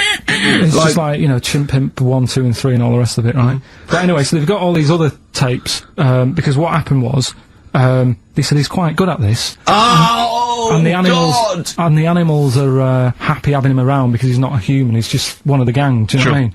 So they started putting him in with other things like, you know, ostriches. Right. And talking shit. there was so, and do you know they have a problem with pandas in Japan? Yeah. So they've sent him out there, filming a bit of. Where are you going? Honestly, you really annoy me. There's Come on, no please, way this because is happening. Can we It's just hear the absolute. Why can't he just find a real story about a monkey? Let's hear I mean, the end. the end is He's in really China. that he's going to China. He's filming the pandas and whatever. No, he's not. They wouldn't send a monkey director. forget They would it now, not it's a send bit a monkey pointless. director. Cruise Ashley Walters being jailed for 18 months. Obviously not a very good example to his young fans. He should have got more. Do you think? I had a dream about him the other night. Go on. About the group itself. Okay. I had a dream that. Were they all there? Because there's Yeah, a lot of them. all of I them. couldn't remember all their faces. The feature in a dream. I had a t-shirt on. He had etc. Exactly, He had yeah. two, and then he had etc. Yeah. I had a t-shirt on. You had a t-shirt on? Yeah, and it said on my t-shirt, "So solid poo." And I was walking down the street, and they came towards me. And they were Wow. just about to beat me off. And I woke up. dream. That's amazing. That's an amazing. I love that. We've For all a had 30-year-old. We've all had that anxiety dream. Oh my goodness! What if I meet the So Solid crew and I'm wearing a God. t-shirt that slags them off? Oh, I don't believe it. Yeah, you know. Yeah. So what happened? Did you get beaten up in the It was dream? one of them where Okay, I woke good. up. So holiday. Where did you go on holiday? Sardinia. Good. Yeah, it's all right. Yeah, nice food and that. It's important, isn't it? Yeah. And nice beaches and what have you. Excellent. Oh, it's like a nice long beach to walk down. Yeah. But so we're having a nice walk, right? You know, nudists do me head in, Sure. right? Not a problem though, is it? It's not like being scared of spiders where they might jump out under the kitchen sink at you. You know what I mean? It's not a big problem having your head done in by nudists.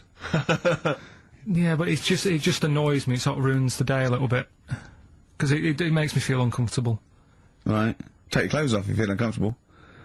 It's much more relaxing. Yeah, but well, anyway, right. So I'm walking along the beach, right? Lovely long beach, what have you? You know, watching the sea, picking up shells and that. And looking at what are you wearing? What's your natural beach club? When he says picking up shells, I imagine he's on all fours going, like that, you know what I mean, looking at things. Just like washing his nuts in the sea to get them tasty. Yeah, going into the sea and then kind of shaking himself and all the water flies off. Yeah.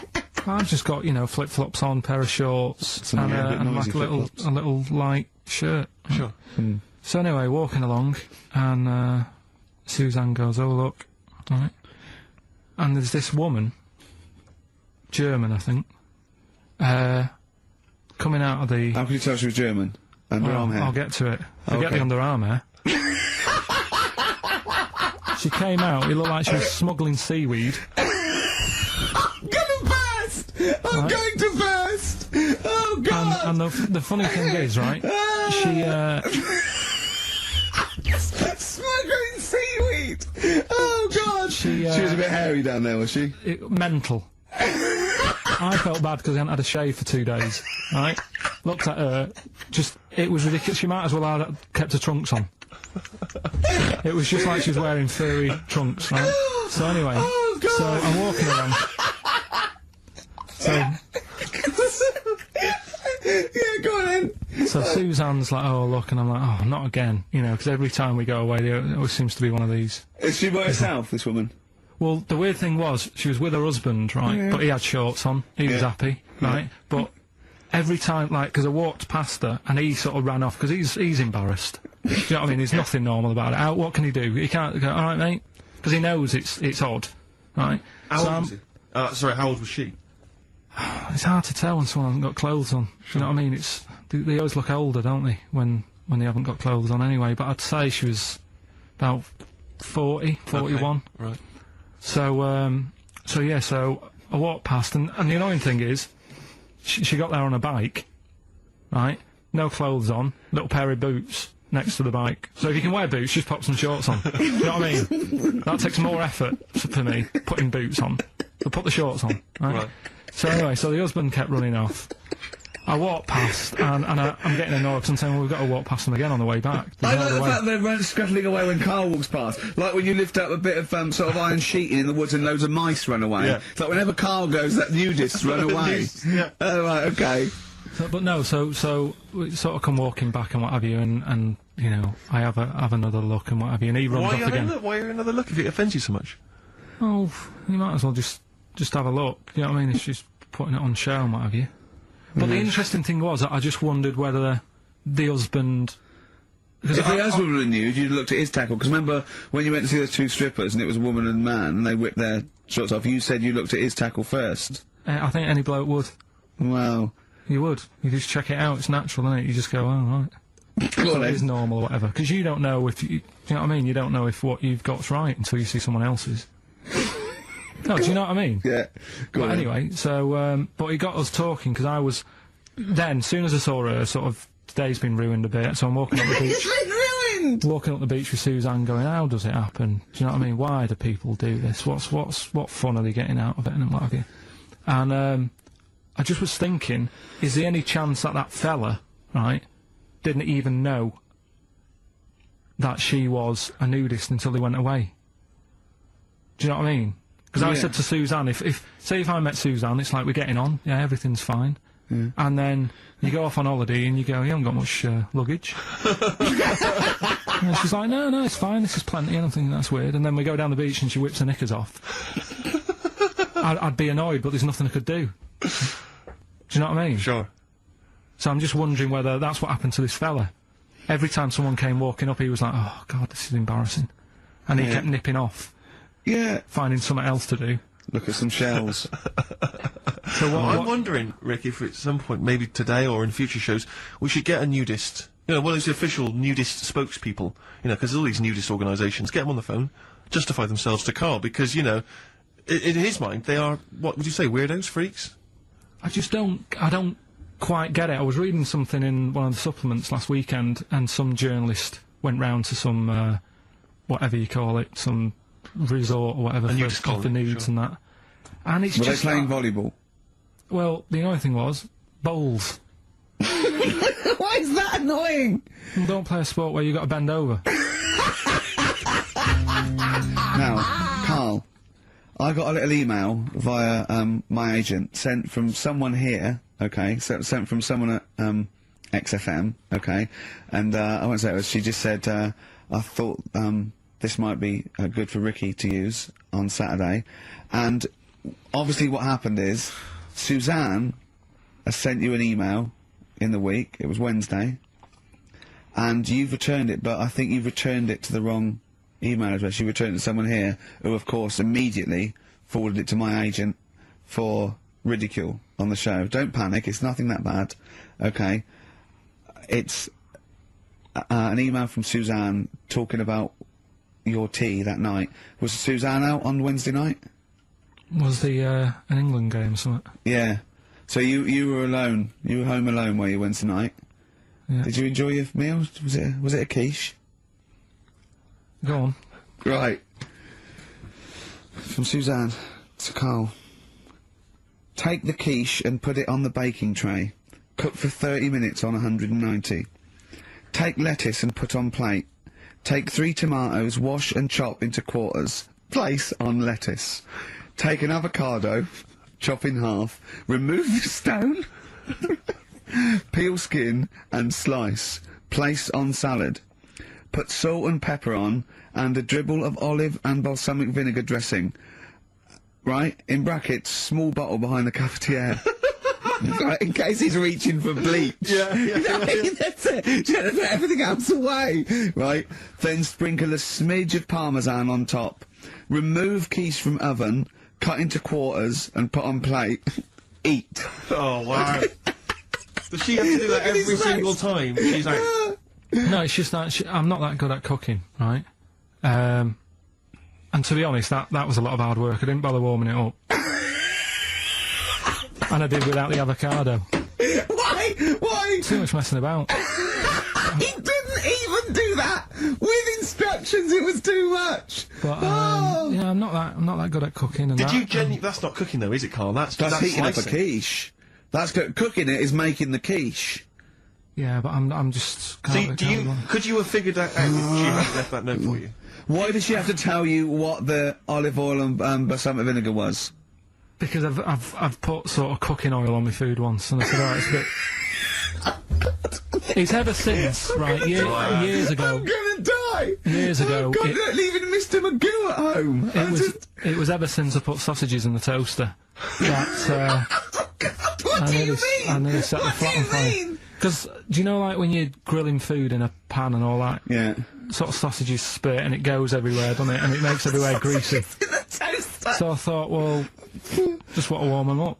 Yeah. Bung them in the toaster. Yeah. What happened? And she sort of caught. They got stuck and they sort of caught on fire. I imagine. She came in just as I was sort of plunging it, and what have you came in from work. She said, "What are you doing? I said, "I'm in sausages." Well, the oven isn't on. I know they're in here. What? You turn it off? Panicking and that. But I've never been into it. I've never been into cooking and that. At school and stuff, I didn't bother doing it. Oh, every time Suzanne comes home, she must think, please be the house still there. Yeah. Please not let me hear a fire engine as I come round this corner. Oh, God, she comes and goes, oh, God, thank God. I bet she's always happy to see you when she gets home and you haven't burned the place down or introduced some howler monkeys or something. Unbelievable. What I find extraordinary is there are people who are in sort of care in the community who don't need instructions on how to prepare food. Oh, they can do it, yeah, you show them once. Yeah, they don't. Whatever you do, don't put sausages in the toaster, Johnny. Do you know what I mean? Yeah, and they've learnt it. They don't put sausages in the toaster. Yeah. What is it? They put their fingers in. Oh, chimpanzee, that monkey news. Right, this happened in Pittsburgh, right? There was a rock band, and they've got this studio in Pittsburgh and what have you, and they're laying down tracks and stuff like that. And in the studio that they use, right, there's this monkey works there. Right, I love the way he throws that in. Like he throws that in. This monkey works there. No, it's just got a little gig there. He sort of it carries the equipment in, guitars. Stuff like that. He doesn't. He does. No, he doesn't. He just sort of cleans up after the band. No, he doesn't. Emptying the ashtrays. Doesn't happen. Sort of stuff. Doesn't happen. That's the gig it's got. Anyway, right. Gets women out of the crowd that they want to go visit with one arm. Drag them back. So anyway, right. So the band's in the studio, right? And one of the band members brings some A&R fella to the studio to have a listen to the latest track. Right? Yeah. So they hit play, and they're all there going, "Yeah, brilliant. This is good." Oh no. Anyway. So the fella says, "Yeah, I like the track. I especially like the bass on it." Right, right, because this is bullshit. So this is rubbish. So and they hadn't laid down a bass track. So this is. Have you heard it? So Karl, please don't do this to me. So the A&R fella goes, and it's like the band members are stood about, and they're going, "That's good that he liked it." And I'm saying, yeah, but what's he on about with the bass? So they played it No, back. this is rubbish. This is absolute rubbish. Where did you get this from? Please, because we never get to the end. Let's hear. This is absolute nonsense. So they played it back. Yeah, right? and it's the chimp playing bass. Definitely not. So they were like, that's weird, we haven't got a bassist. Anyway, so they go, well, whatever, right? So We they haven't leave. got a bassist. So They go, whatever, let's go home. Oh, forget it. Look at it, like I say, a bit of snow, a bit of cold, everything comes to a standstill. Yeah. Oh, I can't go out, it's dangerous, you'll slip over, people having time off work. Yeah. What would you do, right? If you run a business, right, your business could go under, right? It snows a bit. You got 10 employees. You're paying them well, and they go, I can't come in today, Carl. It's a bit icy. I'll do it, okay? Right, they're snowed in, right? You're running the business. What are you running? It's a, let's not, I'm not going to big myself up, it's just it's a factory. It's U-bends. I make U-bends. U-bends for... Toilet. So you run a... Okay, right, okay. So, plumbing, you pay them all right, don't you? I'd say most of them are on above average. So you're there. What time do you get in? About 9:15. 9:15, waiting for them to come in at 9, yeah? Yeah. Okay, right, it's snowing. It's a bit snowy. You got there. It took you a bit while. You'd set off early, did you? Or? Gave myself a bit more time because I had to put the heating on the car. Okay. Ring, ring. Ring, ring.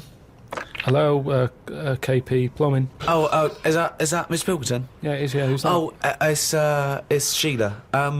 Listen. Sheila, shouldn't you be here by now? Yeah, no. I was going to set off. Well, we'll set off now. Stop wasting time. We've got a big order on. No, I know. We're all on a bonus here if we get this done. I'll see you in 10 minutes, shall I? I can't make it. What? I can't make it. Why not? The car won't start and it's slippy on the drive. I just can't get out. Get the transport. I'll see you in... I'll give you 20 minutes, all right? Don't worry about it. Thanks for calling. I'll see you in a bit. I'm also scared of the ice. I'm scared of the ice. I'm not gonna come in today. It's dangerous. So what are you gonna do? Well, I'm gonna wait until the ice and snow goes away, and then I'm gonna come in. But they're predicting it's going to be about 2 weeks before they clear all this. I can't really travel in this. It's a bit dangerous. Well, I'll tell you what. You stay at home. I'll replace you. Because I need someone to come in. What, are you firing me because I can't get into work with this?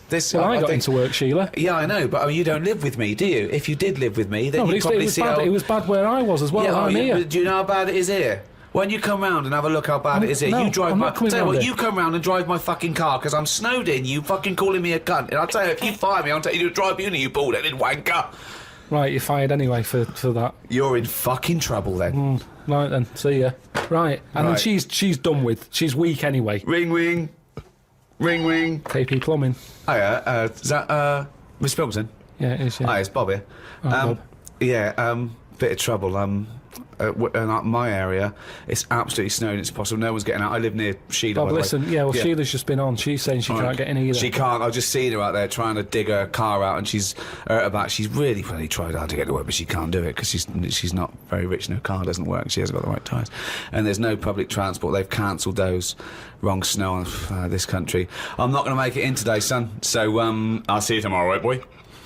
Well, no, you're saying you'll see me tomorrow. Yeah. But you'll probably call up tomorrow with the same thing. Well, only if it's snowing still. Now, listen, it might not I can't run a business like this, Bob. Yeah, it's not my fault, is it really? So go round to Sheila's and like slag me off if you want. But I'll tell you what, you're not coming back here. Oh. Fuck off. One chance. Give them one chance. Oh. Well, you didn't even give them one chance. No, because they've done it before.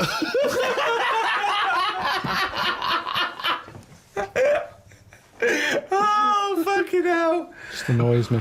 An Idiot Abroad. Coming this January to Science Channel. An Idiot Abroad is a game changer for us. It's smart, has genuine information about culture and the wonders of the world, and it brings humor to our network. The 8-episode docuseries follows the grandest practical joke turned social experiment we've seen in a very long time. It features Ricky Gervais and Stephen Merchant, the Emmy Award-winning geniuses behind The Office, Extra, and many other incredible projects, and their friend, Karl Pilkington. I think Karl sees things very different to the rest of us. He's a true artist. He sees the world differently. He does investigate. He does do what science does. He says why, how, without prejudice as well. And I think that's what's nice, and that can be provocative, but you've got to realise... Sorry, I've got to stop you, mate, because the little earpiece has come off in his ear. Come on. He can't get it out. He's scarified. He's terrifying people. Oh my God, it has come out! All right, don't panic. Calm down. Calm down. So, can you hear us, or is it still in there, or is it? He's stuck in there. But can you hear us? Can we get some tweezers? I can hear it. Can you hear it? Yeah. Okay, right. This happened once. He went to the shops and he with it, and he had an earbud sticking out, and he didn't know till he got home and looked in the mirror. He'd been shopping with an earbud. Just. So there's the science. How does this man function, for Christ's sake?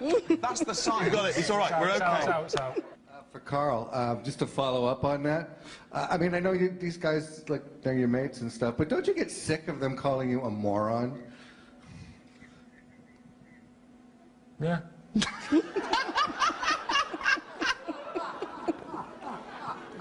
Do you think of yourself as a moron? Does my head in. But no, and I think when people watch the programme, they'll realise that I'm not a div. They'll see themselves in me, I think. Most normal people who, you know, aren't travellers and go to foreign places and stuff, it is a shock to the system. And I think they'll see themselves in me. But it does get on my nerves with, you know, they're always annoying me. And I know people always sort of say, oh, it must be great being mates with Ricky. But it isn't. I'll tell you what it's like. It's like when you get a dog and it seems like a good idea at the time, doesn't it? You go, oh, it'd be great to have a dog around the house, and then you realise it's a pain in the arse and it's shitting everywhere. But everyone's going, oh, what a cute dog. The people who come round love that dog, but they don't know what it's like, the ins and outs of having that dog. And that's what it's like having him as a mate. So he was kidnapped without realising. Two men appeared, put a bag over his head and dragged him into the back of a van. That was a highlight for you, wasn't it? Yeah. And he thought it was real. And it's one of the funniest 2 minutes of television I've ever been involved in. He was honestly terrified. Thoughts, Karl? I was properly terrified.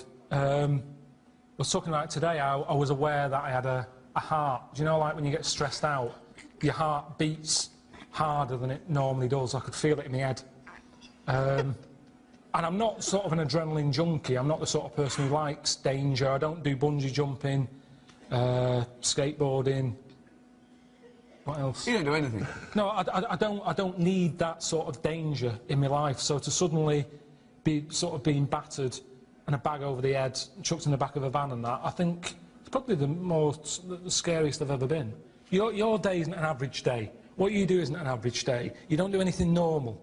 It annoys you when you call me and I'm at home doing DIY or whatever, but that is a normal life. Right. And I don't think you live in the real world, really. Because that's not my job. Plumbing and tiling and grouting, and I called him once and he had his hand down a drain, just covered in shit and pubic hair. He was loving it. Okay, why am I going to go, ooh, got any drains blocked, right? I earn more than a drain cleaner, so why would I do it myself when I can hire a drain cleaner? He's embarrassed by doing this. I love him. I love his attitude. He's great. I can't believe we found this man who is never going to be touched and ruined by fame, right? It's not even about that. What? I don't understand why you're happy to hand over a load of money when it's something you can do yourself. It doesn't matter how much you earn. Because I'm busy. I'm busy. I'm doing this. You're not busy all the time. I've seen you leave the office with him at 3:30, but you'd still get someone in to clear the shit out of your brains. Because we're intense, we work for 3 hours, and we're geniuses. They said it earlier. They said that. We're geniuses. Einstein didn't put his hand down Boggs. Can I just ask, the person who asked the question, I couldn't hear your name because there's a lot of noise and delay and everything. Do you put your hand down the drain and clear your own shit out, or do you pay for someone to do it? I know the answer. What was the answer? She calls her managers, or the maintenance people. She does not do it. Manager? Apartment manager. Like her building manager, not the bloke who's her boss at work. Oh, man! Okay, That's amazing! That's the science right here. How does it function? How has it lived for 38 years? We don't know. Let's ask science. For Karl, Karl, if they're going to see you as sort of a lovable moron, How would you describe Stephen and Ricky? Are you the real brains of this operation? Or? I've always described Steve as weird. That hasn't changed in the 7 years I've known you. What? Why is he weird? It's just when I first met you, the look of you. There's no point, you know that, I've told you time and time again, it was just a shock. The height, it didn't help because you're next to something that's smaller than norm anyway. So you two came in, it was a shock. I've got used to it now. If I don't see you for a few weeks now and again, I sort of go, bloody hell. But I've got used to it. But I'd say strange is the description for Steve. With Ricky, I kind of think like an iron lung. that I sort of need him, but I wish I didn't.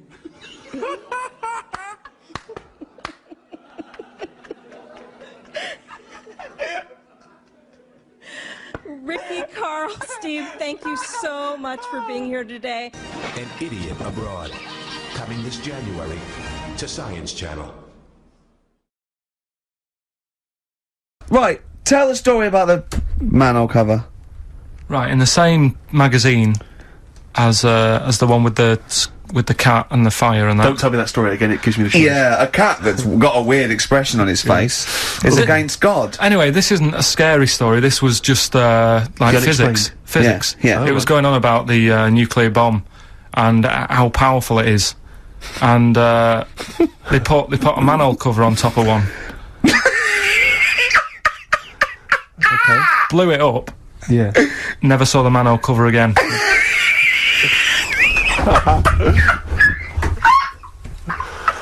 Man alive, Karl.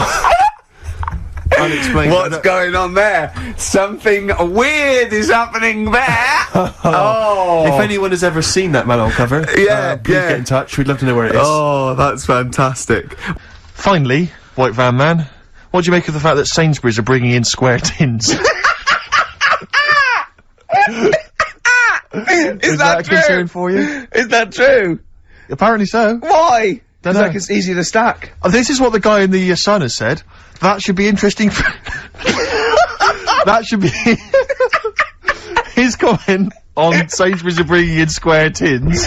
Is that should be interesting for meatballs.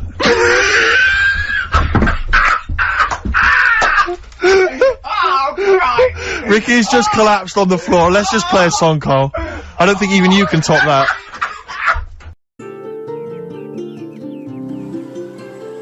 Well, last time I came here, you know, when I saw the Great Wall, didn't really enjoy it, did I?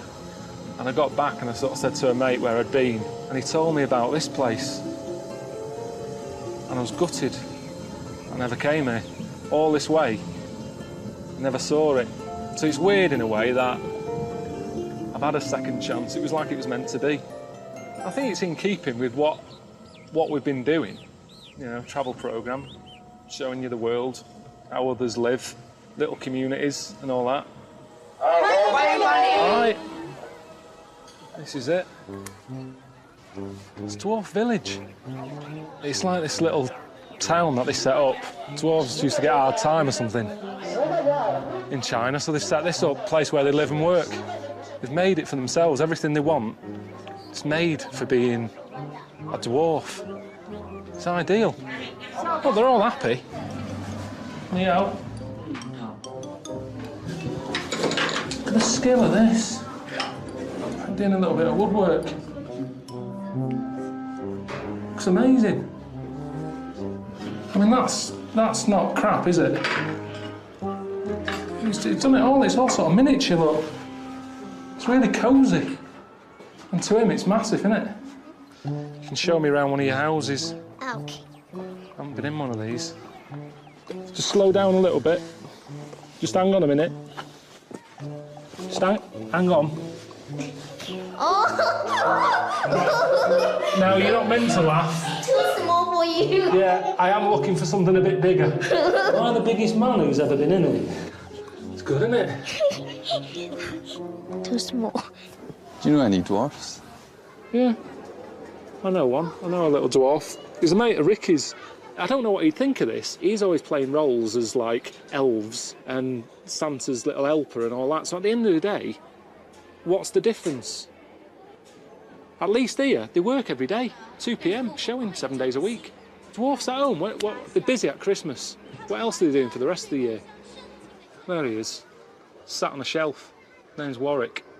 Any film with a dwarf in it, he's it. Hello? Is that Warwick?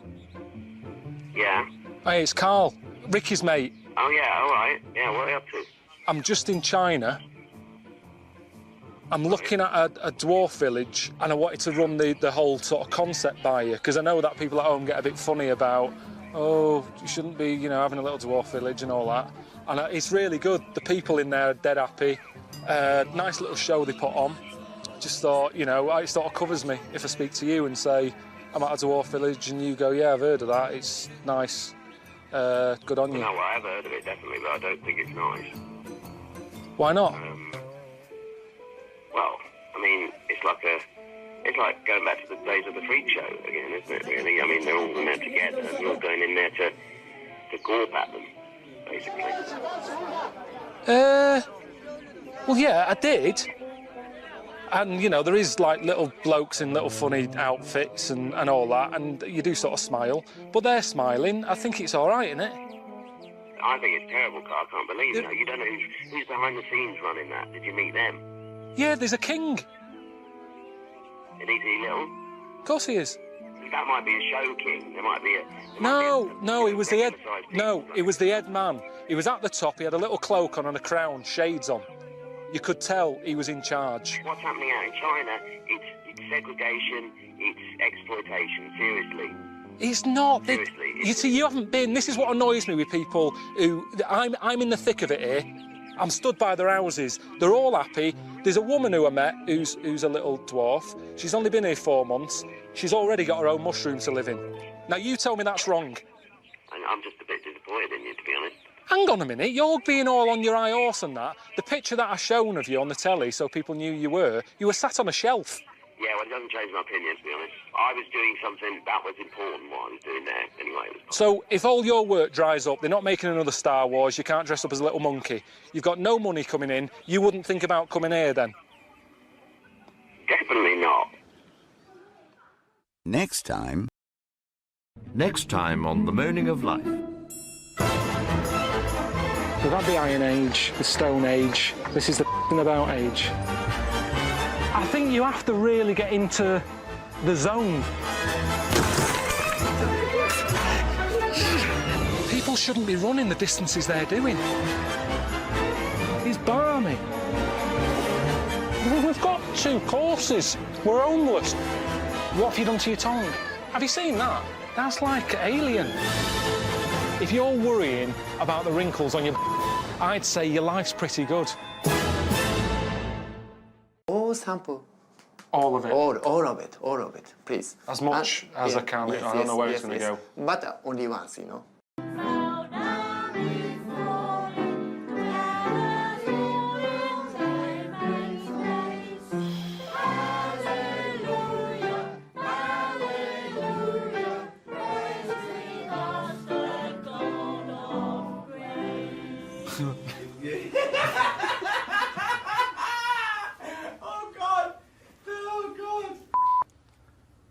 Fuck. It's really good, David. It's really good. Oh, Carl doesn't laugh at anything. It's making me laugh. No, okay. Right. Right, do you want to go out? Sorry. I don't know if I could do this.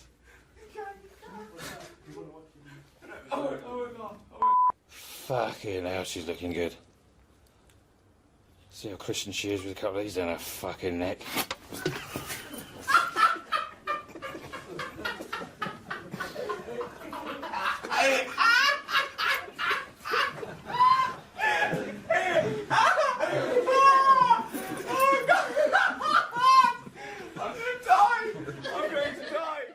You know Hannah's got you out here because you stink?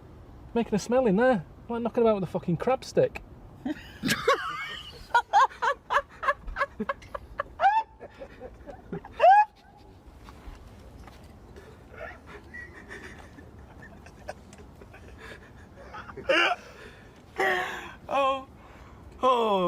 Worst style ever. Well, whose head is it? My head. Yeah, it's yours. I've got to look at it. That's what he says as well. He says it's not just the hair, it's the head. Completely round, egg-like thing with a V on it, a little strained face, gimp face, and then...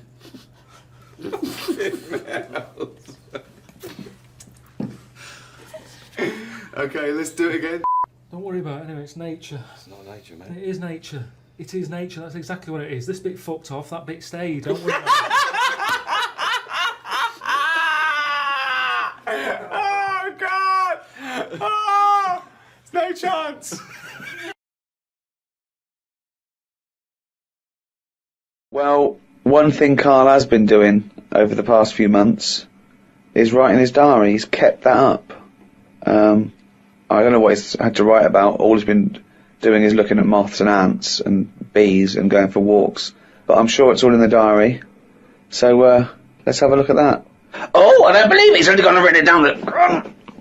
We went to the park and had a brew. Suzanne read the paper while I played with a ladybird.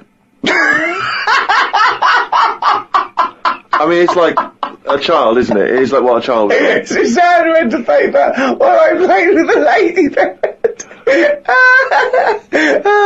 His only friend is a beetle. It climbed up my arm. It struggled on me hairs. This is in detail then? Yeah. It kept stopping every now and then and was rubbing its head with its right arm. It did it about 4 times and always used its right arm. It rested for about 5 minutes, then flew off. Sunday. Had a bit of a to-do with Suzanne because she wanted a line today. I ate this. Once you're awake, you should get up. I got up and put the radio on really loud. She eventually got up. I told her insects don't have lines, so we shouldn't. Why are you obsessed with insects? You must be fucking unbearable to live with. You must be a nightmare. No, I've just started, because I've watched insects a lot, I don't want to keep going on about them because we're a bit insect heavy. But at the end of the day, if we copied insects, we wouldn't go far wrong. I don't know what you mean though. One minute you're saying they're great, then the next minute you'll slag them off. Yeah, I'll slag some of them off if I don't know what they're doing, but because I've studied them a bit longer, I just think they do it right. You haven't studied them, though. He thinks he's like Darwin. But you just slagged them off again, don't you think that insects are doing stuff? They're not. It goes there, then it goes back again. The ant was messing about, but only that one. The others were carrying stuff. That's what I'm saying. These snidey ones in everything. In everything in the world, you get a hierarchy. Oh, long words! Ooh. The bookshelf was dusty, so Suzanne asked me to dust it if I get a minute. I ended up looking at every book. Just the spine. Yeah. Just for a few seconds each. Yeah. Didn't open them. I looked in the dictionary to see if the word dictionary would be in the dictionary.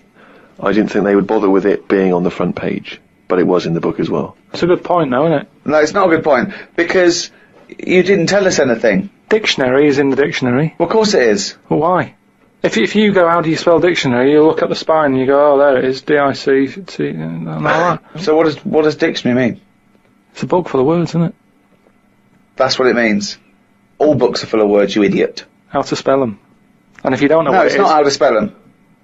Alright then, well... I'll just look up something... No. It's not a book full of words to tell us what... No. It's the meaning. Give us the definition of dictionary. Meaning. It's a book full of words if you want to know what the meanings are. But if you didn't know... Well, sorry, what was that sentence? Yeah, but what I'm saying is, if you didn't know that, then you wouldn't be looking in it, because you wouldn't know the book is about that. So, if you don't know the word dictionary and what it means, you wouldn't be looking at the dictionary, you'd be looking at an A to Z. Because you Why leave it out, though? Just because there's so many words in the world, I would have thought they wanted to cram as much as they can on a page, and if dictionary is already on the front... Is that why you suddenly used the word hierarchy for the first time ever? Did you find that in there? Did you see hierarchy in the dictionary? I feel that big word has pushed out about 26 other more useful ones. Yeah, well, Suzanne's been going on about me learning another language. But I sort of think your brain has only got so much room on it. And the rest of it's filled with lard. So, if I've got to learn everything I know, again, but in a different language, it's taking up space, isn't it? You don't learn everything, God. It's all do you mean? storage, isn't it? But you don't have to learn it again. You don't have to learn the concepts again. You're merely Do you know how learning many vocabulary. moves there are in the human brain? You don't worry, you won't use them all up. I feel that he has reached his capacity then. Yeah. Well, you need another sort of, you need an update. You need some more memory. Woke up to some interesting news. It's good when this happens because it sets me up for the day ahead. If it's miserable news, it affects my day. It said on the news that they have found 2 new flies. Fucking hell, more insects! What have you done? Is that all you've done this summer? Bong! Trouble in the Middle East. Bong! 2 new flies found. Ladybird climbs up arm. They were found in the UK and they were found close to each other. Maybe this happened because they were different than the other flies and weren't expected to hang about together, so that's why they knocked about with each other. That would happen, wouldn't it? What do you mean? It's 2 new flies. What do you mean? Does it mean there are 2 new flies that are a different species? Yeah, 2 new species, and they found them close to each other, right? Yeah, and but they didn't mean there was one of each. No. Yeah, they did. They found 2 different ones. No, they have. Seriously, I know that. That's right. That's a fact. So you've got, like, I don't know the names of them. They give them odd names, don't they? Well, say call it A and fly B, right? Yeah. Fly A, I don't know. Say that's orange. This is just... B. Fly B, yeah. No, This is painful. No, but I'm just making it easy. But Fly B wears a little hat. He's got a little hat. Right, yeah, fine. Now, they found the orange one. I went, look at this over here. This is a bit weird. And they've gone, oh, that's a new species. Log it, whatever. And then the other one went, oh, keep your pen handy. Look at this one, it's got a hat on. So then they found them both within the same distance. I don't know what that sentence means. Keep going. They found them both within the same distance. But without interrupting him, let him finish this point. Let me just make one thing clear. Karl Pilkington just said they found them both within the same distance. Think of that! Don't know what it means, but go on, let him finish this point. So what I mean is, they weren't knocking about with other normal houseflies, because they were probably sort of going, oh, he's a bit weird. Leave it. Yeah, because the other one was also odd, they're hanging about with each other. Don't you understand that? Why is that such an odd concept? Because you think of it as like 2 little new kids in school. Yeah. They find that they're both new and they've got something in common. They're both goths, so they start hanging out together. Yeah. And this was on the news, was it? Yeah, just on the radio, yeah.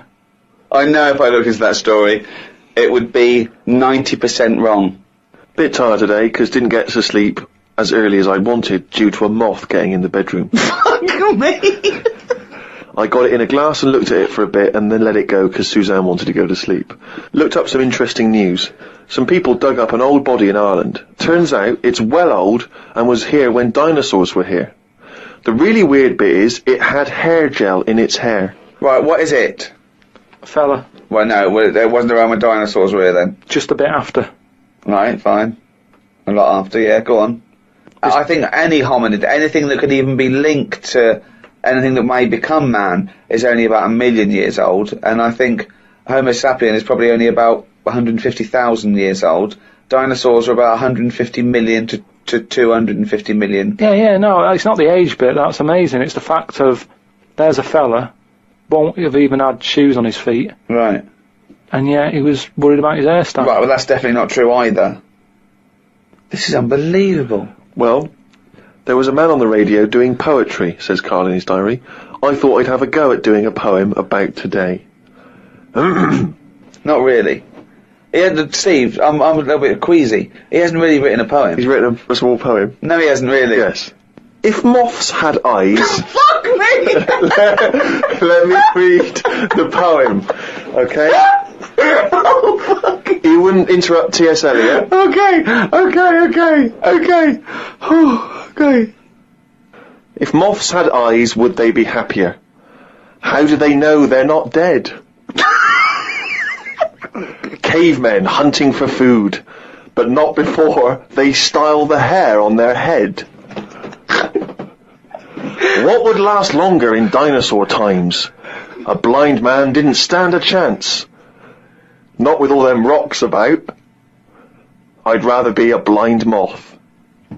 Like, it may be the greatest poem ever written. Just you know, dissecting it briefly, you attempt to rhyme in the first 4 lines, but abandon the rhyming system in the last 3. Is there a creative decision for that? Can we have Karl read that? Sorry, means, yeah. just you read it as you would like to. So this is, imagine this, right? Okay, this is going out all over the world. This podcast, and now Karl Pilkington, a new poet from Manchester, now living in London, England, would like to read a poem. If moths had eyes, would they be happier? How do they know they're not dead? Cavemen hunting for food, but not before they style the hair on their head. What would last longer in dinosaur times? A blind man didn't stand a chance. Not with all them rocks about. I'd rather be a blind moth. He said it as though the last bit was going to rhyme. He said it like it was going to rhyme. Oh God! No, I it's amazing. I think he feels as though the final line, "I'd rather be a blind moth," is going to be one of those great, you know, a summation that somehow the moth is a metaphor. The caveman. There's no metaphor in that. He really does mean he'd rather be a blind moth. Yeah, well, I'm just because I've looked at the day's news. Can we always do that, Karl? Can we always find a day, right, and always sum it up in your thoughts, a poem? Just like that. I love that structure. I love that structure. If there's any English students or professors or novelists or poets listening, please email us what I thought of that poem, why it's good, why it's bad. So, you know, give us your thoughts on that. I mean, we would love expert opinion, poets, English professors. Just email us at podcast@rickygervais.com. Oh, he's only got to reel it down a little round. That's the jingle for Karl's diary. We had bacon and egg on toast. I'm eager to get through the brown sauce, as the bottle is too big to go in any cupboard, so it has to be left on the sideboard. So I had about 4 dollops of the stuff. I love it because, you know, that made it into the diary. He's concerned about the fact that brown sauce is too big, so he's rushing through it. I know, but I'm just saying the kitchen isn't that big, and it looks messy when you leave stuff out, doesn't it? And we've got this giant brown sauce bottle, and I don't want to chuck it away because that'd be a waste. So you're having brown sauce and everything, your cornflakes, yeah. in your tea. Yeah. A wasp got in the flat. You know trouble's brewing. It was massive, the biggest wasp ever. Suzanne asked me to get it out, but I wanted to take a picture of it first. I was getting my phone ready when it flew at me. I reckon the sting on it could have killed a kitten.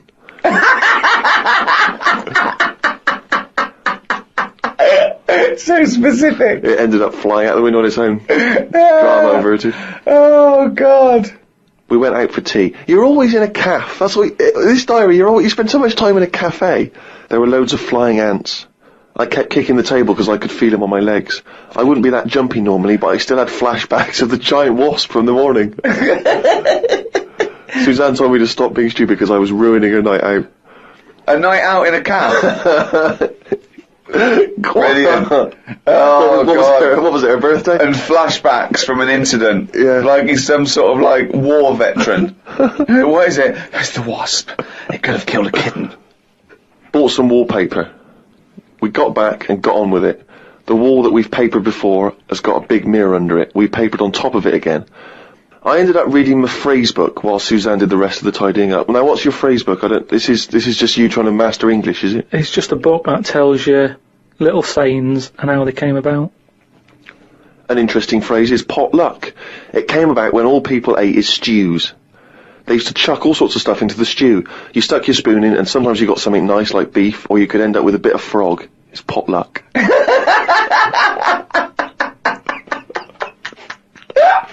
Good, isn't it? That's what it said in the book, did it? A bit of frog. Got up and checked the wallpaper out. There are loads of air bumps and it's buckled on the joins. I wish we'd never done it. Suzanne said the washer was broke and it's out of its warranty. She called up the people who made it and they said it will cost £150 to fix.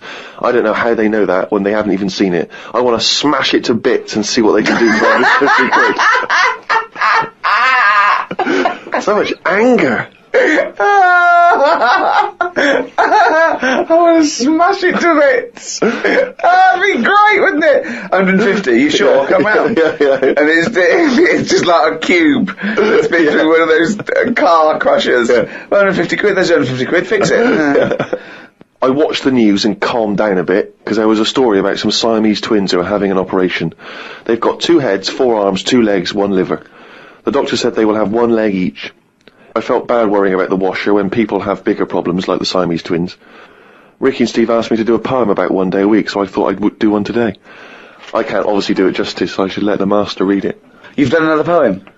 Yeah, you said, just do one. If you have a day where you've had a lot of emotions. Well, I loved the poem, and so did the listeners, and I knew they would, so if you can do that every week, that would be a joy for me. You can't force a poem, though. No, I know. A diary's easy to do, because you just write down what you're doing.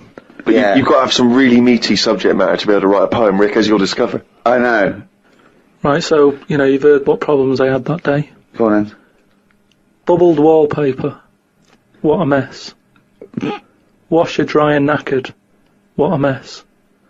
Siamese twins separated. 1 leg less.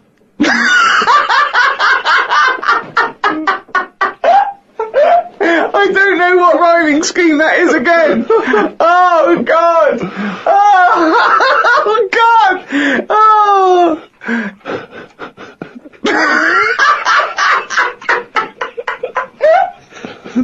Oh, fuck me. Have you ever wondered how artists create such an epic sense of scale in their work? Hello there. In this video we're going to explore how artists create a sense of scale, how we can use those principles, and share some common pitfalls at the end of the video. Let's get started. The very first principle is contrast of size. When starting out your piece, there are some really fundamental and abstract elements that trick our brain into seeing scale. If we have a plain old cube with no relation to anything, we don't have a very strong idea of how big it is. But most of us might say that's, it's in human scale, maybe a bit smaller, maybe 0.5 meter to 1.5 meters. But if we put a smaller object next to our cube, then suddenly we start feeling a sense of scale. Not exactly in measurable units, but we do feel that the original cube is larger somehow. This technique of contrast or comparison is super common in art. Simply contrasting something smaller with something larger helps us see how big it is. Like in this piece from Ethan where we see Drake contrasted against the massive head-like ruins. Or in this shot from Quentin with the tiny boat contrasting the massive ruins in the background. How small these objects are in frame really underline the scale of the ruins. The second principle has to do with how we experience the world as humans. Let's look at camera angles. Seeing our setup from 3 different camera angles, we can see the effect it's having on our perception and understanding of the scale. Number 1 has a pretty neutral camera angle and it makes our cube feel within human scale, however it is still hard to tell. Number 2 has a camera tilted upwards and it feels like we, the viewer, are looking up at the cube and therefore it feels larger. In number 3 we have our camera tilted down and therefore everything feels smaller because it feels like we're looking down at the object. But this angle could also give us a better sense of the scale as we're getting more of an overview, but it doesn't give us the same grandiosity we're seeing in number 2. In this piece we get an epic sense of scale and we can really feel how the upwards angle makes us look up so we can fully see the towering heights. In this painting from Flora, we are looking down at everything, so everything feels smaller, but it does show a great sense of depth which can show massive scale even though we're looking down, so the principles can be applied differently here. There's a third angle I would like to mention. I call it the satellite. This camera angle involves a lens with a high millimeter or a long focal length. It typically flattens out the image a bit, however, it has a feeling that we the observer is quite far away, like on a plane or in outer space. And the understanding of scale has a slightly delayed comprehension. At first we might look at this piece in the top and think, oh, humans could be here, but then we see the floating ships around it and we get a much better understanding of the scale. And we can truly tell how massive it is. So working with the camera can be a great addition to visualizing your epic scale. I'm also building a piece on the side here, and I will have the viewer looking upwards to really feel the scale. The third principle is composition. In this piece by Raymond, we see a massive creature walking through the jungle. For us, the creature is in full view and we can see it all. And it helps us understand the creature's exact scale to the world, and we can tell that it's massive. This type of composition makes the scale of the creature very clear, and it gives us the ability to relate the subject matter to its surroundings easily. But we can also obscure the subject and leave out selected parts to let the observer's mind run wild, creating a deliberate crop of our image. Because when we can't see the full scale of an object, the viewer can imagine it much larger than it really is, implying a sort of vastness, which we can see in effect on this massive rusty ship hull in the background. And there's a secondary effect. We might feel that the subject is so big that it can't even fit into the frame. I think I will apply something similar to my piece, so I will extend my subject up and create sort of the crop to imply vastness. The fourth principle is super interesting. We're talking about proportions. If we look at this piece by Oliver, we are met by these towering structures and their tapered upper halves that turn into spires. This tapering serves two purposes. Physically and constructionally, it is easier and more stable to reduce weight over time, which you know if you've stacked cards before. But it also creates a trick of perspective. Tapered structures makes us believe that they are much taller than they are, because how it is emulating the effects of perspective. This was a common technique while building the early skyscrapers, like the Chrysler and Empire State Building. This principle also counts for organisms, because of what is known as the square cube law, which in basic terms means if you double the height of an organism, you usually have to quadruple the weight. So the physics applied change, and therefore bone density and so on can no longer keep up unless you compensate somehow. This is quite clearly seen in something like Attack on Titan, on the Colossal Titan. We can see they have designed it with massive column legs, thinned out arms, and made a tiny head, all to emphasize the forces that are at play on this massive body. Another place we can see this in effect is on the giants from Game of Thrones. Here we can see the proportional differences between our giant and tiny Tormund. It's okay, we still love you. I know that. On top, the sometimes silly proportions of the T-Rex's human-sized arms actually help to underline and frame the creature's actual scale. There's no one way to make your creature, but overall to make your creature feel larger, think of how you can balance out its features to match the physics and help sell the creature. Well, I will for sure create a few tapered towers around my main structure and taper the main one a little bit. The fifth principle is a tricky one. I call it relative scale. In this piece by Paul, we see a flying carrier ship, and we also see tiny people in yellow jackets. Looking around the ship, we see objects that are made to fit human scale, like the railing on the ship sides. The human eye is quite sensitive to scale, so when objects that we expect to have a certain height, but doesn't, we lose our sense of scale. So everything in this scene, like window heights, cockpit sizes and doorways, will have to be within a relative scale. Windows can be many different sizes, however the details around the windows can be tricky. If you imagine a window set in a building with a cross, if you simply took the same window and scaled it up, that wouldn't feel quite right, because we would assume that the frames around the windows would be the same to line up architecturally. So instead we want to do something like this. Staying consistent can sometimes really make or break the scale of your image. Well, I better scale in those windows a bit. Much better. The sixth principle is great fun. Repetition. Repetition is one of those principles that are just fun and easy to implement, and they always help show the scale very well. Take this illustration made by Martin here. The massive column-like structures don't quite look like anything we have here on Earth, and most certainly this scale is beyond human capabilities as of now. But by repeating the massive structures between the clouds, we can so easily tell that we're dealing with massive constructions. This example is also great as it really underlines how massive these trees really are. Using repetition here is quite neat because we do have trees that look similar to these, so we could confuse the scale at first glance, but seeing them repeated like this shows us how they're towering over the grasslands. You can also have supporting elements repeated around the subject to show scale. I in particular like this illustration from Connor and how it shows depth and scale through the train track bridges. The repeated arches really help sell the perspective for the scene.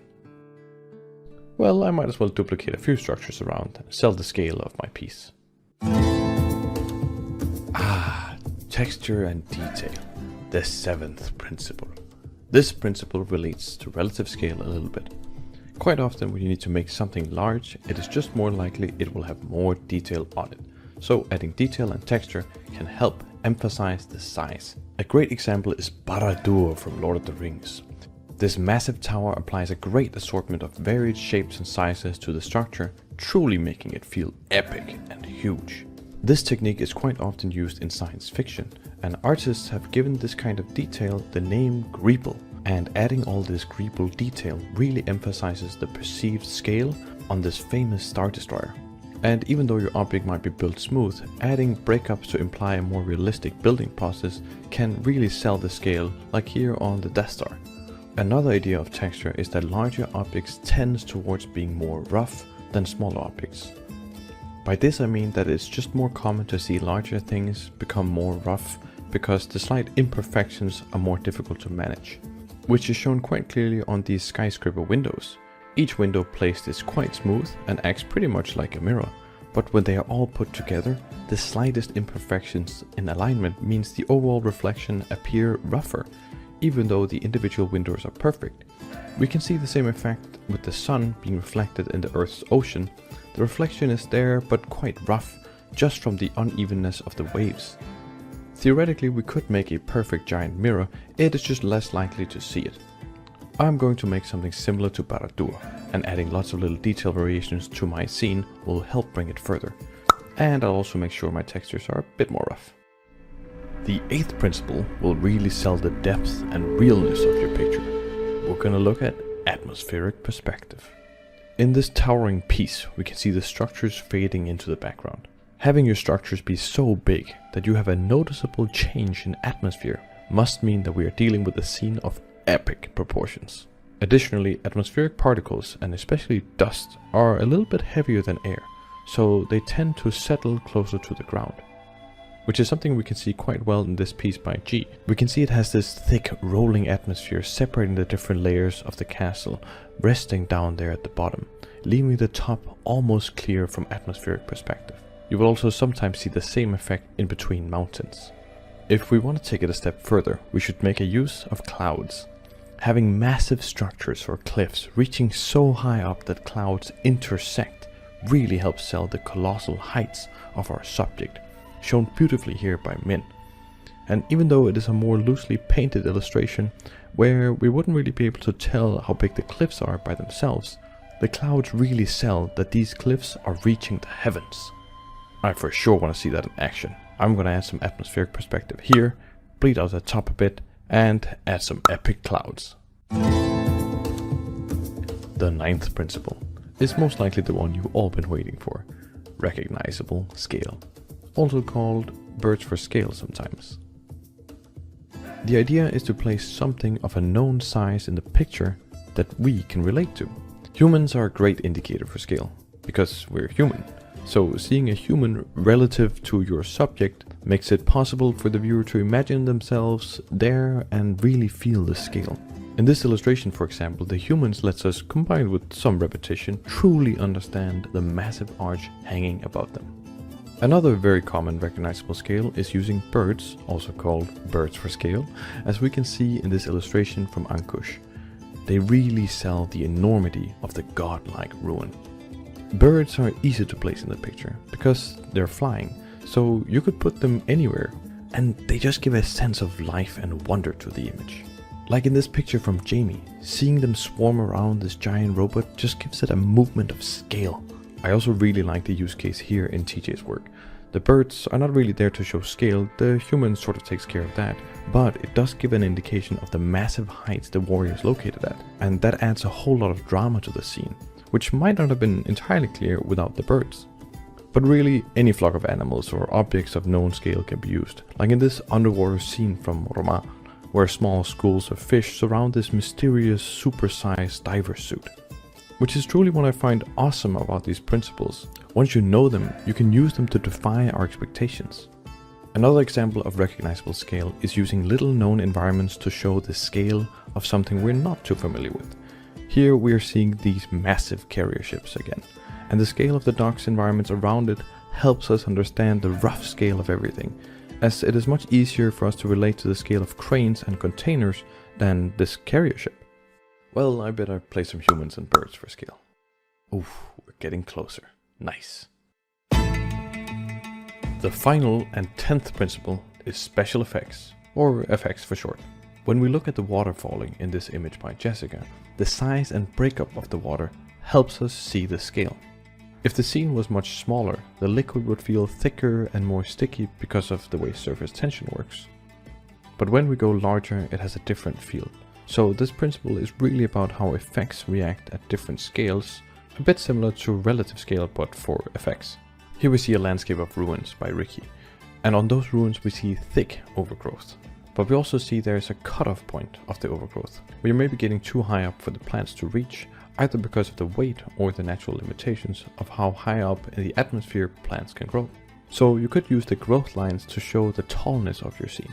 Also, if you're capturing a sense of movement in your image, like this one by Jun Ling, these titans might be dragging massive plumes of dust and smoke with them.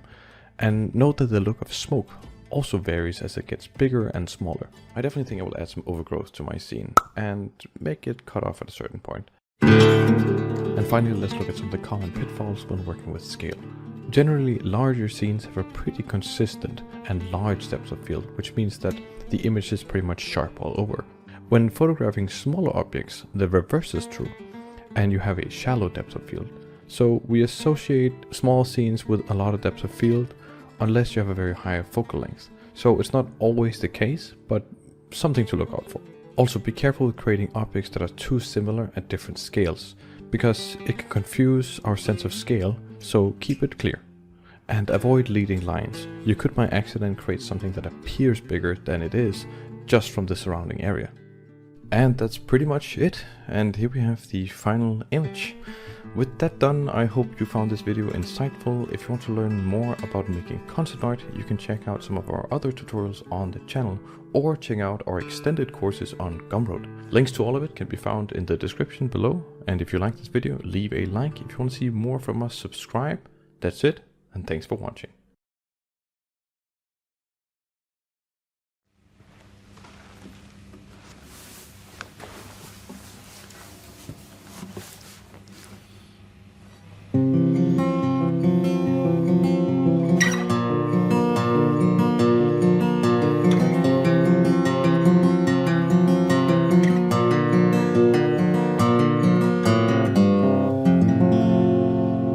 Hi.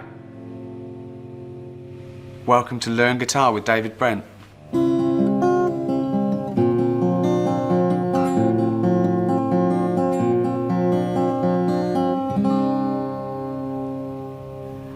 Before we start this lesson, got a little surprise for you. Just to spice things up. Literally. Remember this guy, Dom, from Equality Street? That's going down a storm still. Yeah, people love the rap and that. Yeah, well, I like the tunes as well. I've got another tune for us to do together. This one is, it's a little bit reggae, a little bit calypso, hence the, you know, and have you got a rap for it? Yeah, I wrote a rap. It fits, I think. Like it's got, there's like a little sing-songy bit as well. I was gonna get this girl Tanisha to sing it, but then she got busy with like prison and that. So if you can, it's just not like a problem. lines. Not a problem. Yeah? Not a problem. Cool. Yeah, the rap hasn't got anything about dwarves and wheelchairs in it.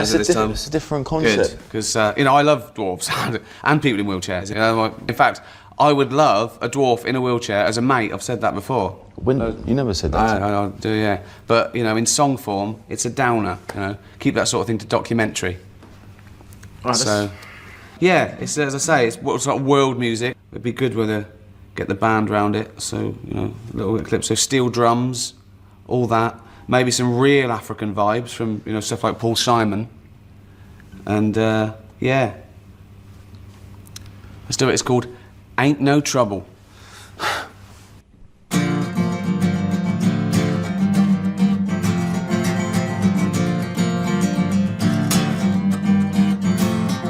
I can work all day just to earn $1. I can break my bone.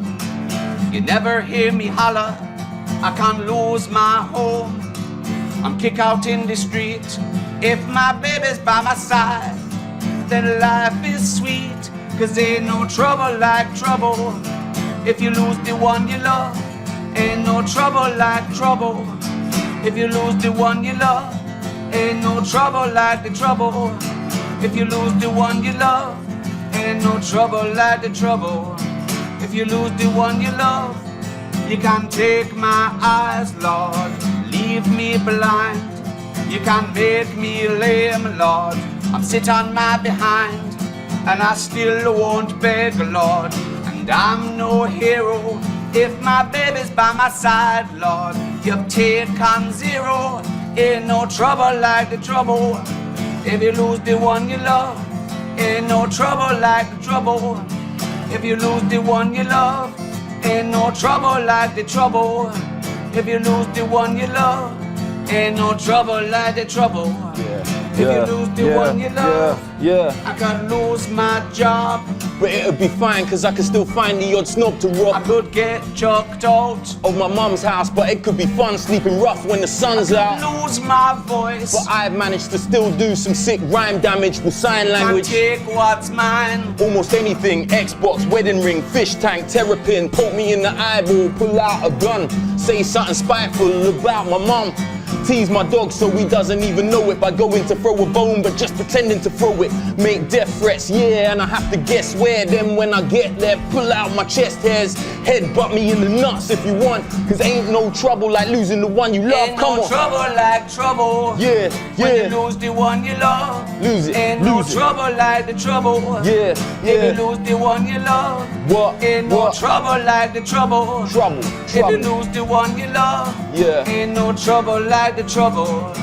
If you lose the one you love, oh.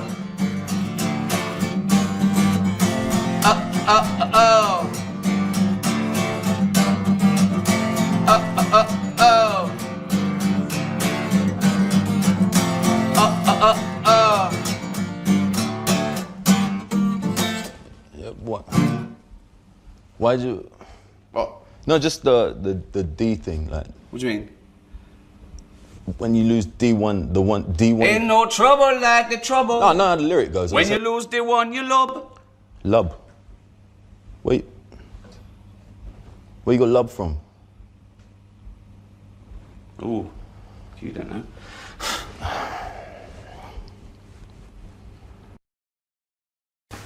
Right, this song is about my favourite place in the world, Slough. Just great memories, great memories. More convenient than a Tesco Express. Close to Windsor, but the property's less. It keeps the businesses of Britain great. It's got Europe's biggest trading estate. Right, it's less bad when you know it's old. It was a story about a weatherman who was fired yesterday for having a nude picture of himself on the internet. But that happened 2 days ago. He's probably got another job by now. So old news isn't as shocking. Well, old news isn't news though, is it? It's olds. What are you doing? Just reading the olds? No, but what I mean is if someone... Stick the video on of last week's news, I just want to catch up on the olds. Yeah, but then it's still news. News is something that you don't know, isn't it? If someone tells that's you everything to you. That's information, Carl, not news. Yeah. But news is information. No, and the key with news is the word new.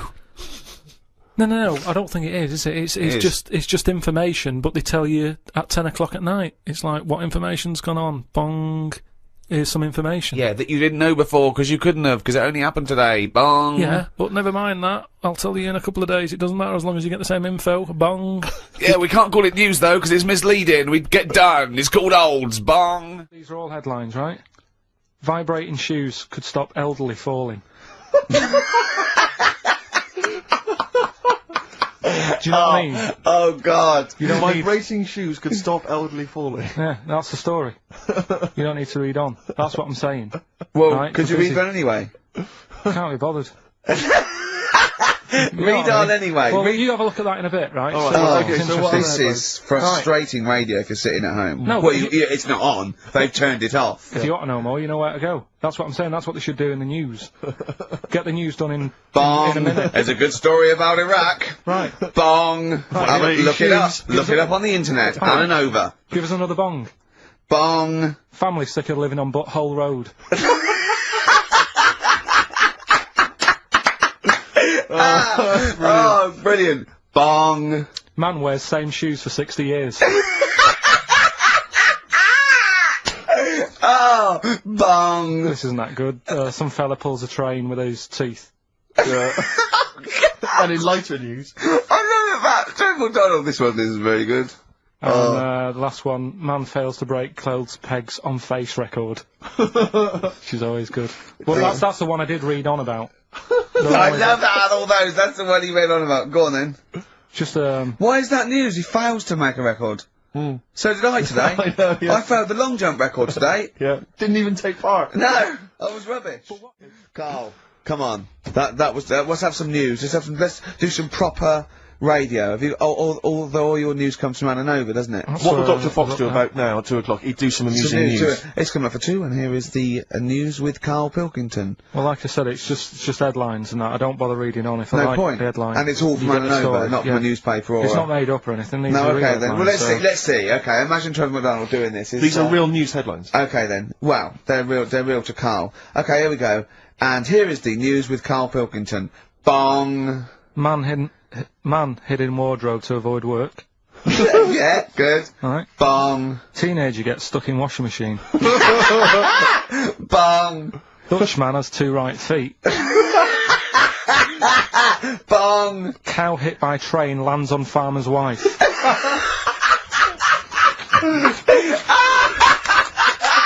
That is the real news to you, isn't it? That's brilliant. Oh, dude. Oh. I was just thinking the cow flying through the air. Yeah. And the wife's going, oh no. Yeah. Oh dear. Dutchman has 2 right feet. Yeah, he's having some operation or something and, What, they put the wrong foot on him? he's got 2 right feet or something. Well, maybe it was only a right foot that was available. Good dancer. Yeah. Oh dear. What Well, else? in real news. Actually, speaking of headlines. Oh, here we else going go. on in the Okay, world? look. Yeah, imagine if Pilkington was on News at 10. Okay. We should just explain, you cannot be bothered to read an entire news story. You get everything you need from a headline, don't you? Well, I think it's enough. I think if they did... Well, the let's news- see if this is enough. Let's see if Right, this, okay. if Trevor McDonald just read this on the News at 10, it'd be shorter and you get back to the football, whatever. Yeah, all the There we go. And here is the news at 2:15 with Karl Pilkington. Bong. Man who walks backwards around lake falls in. Bong. Chinese woman eats dirt. Bong. Man lives in rubbish dump for 10 years. Brilliant. Bong. Czech family says they've got a rabbit with 3 knobs. Right? Right. Done. Sorry. Can you just read a little bit more of the Czech family with 3 knobs? Just about a family. Not read it to yourself. Read it out on air. Just about. But he can't read it to himself. I told him to read it to himself. We still hear it. No, he was, just I could see his lips moving. Come on. Just this fella who had 3 rabbits. Right, just think of this is Trevor McDonald. Yeah. Okay, carry on, Carl. Okay, oh, here's the news. Right, good, brilliant. Go on. There's a fella. He's got 3 rabbits and that, and then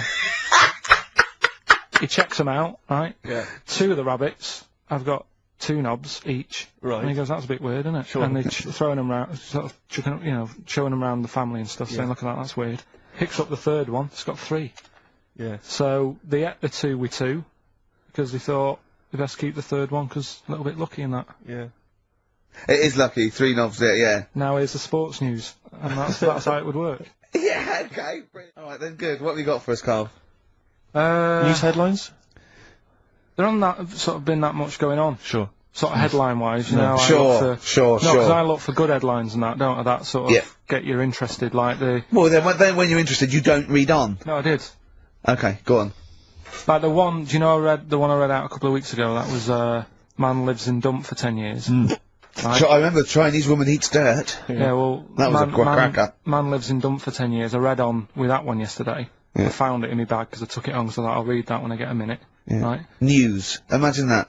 News. I might read last Thursday's Sun. Yeah. Just to catch up. Do you know how he got caught? What do you mean how he got caught? He lived in a rubbish dump. Well, what's up with lived that? in a rubbish dump. What's No good? one knew he was there, right? Yeah. He was living off food that had been chucked away. He said a lot of people chuck away stuff that isn't off. so you can survive on that. He had a nice little place to sleep and that, and an old mattress, that was alright and stuff.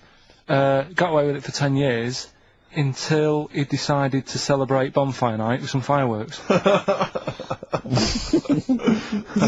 you believe that? Well, he's happy that the gunpowder plot was foiled and the Guy Fawkes was beheaded, thus saving our system of government. There's got to be a couple of news headlines, surely.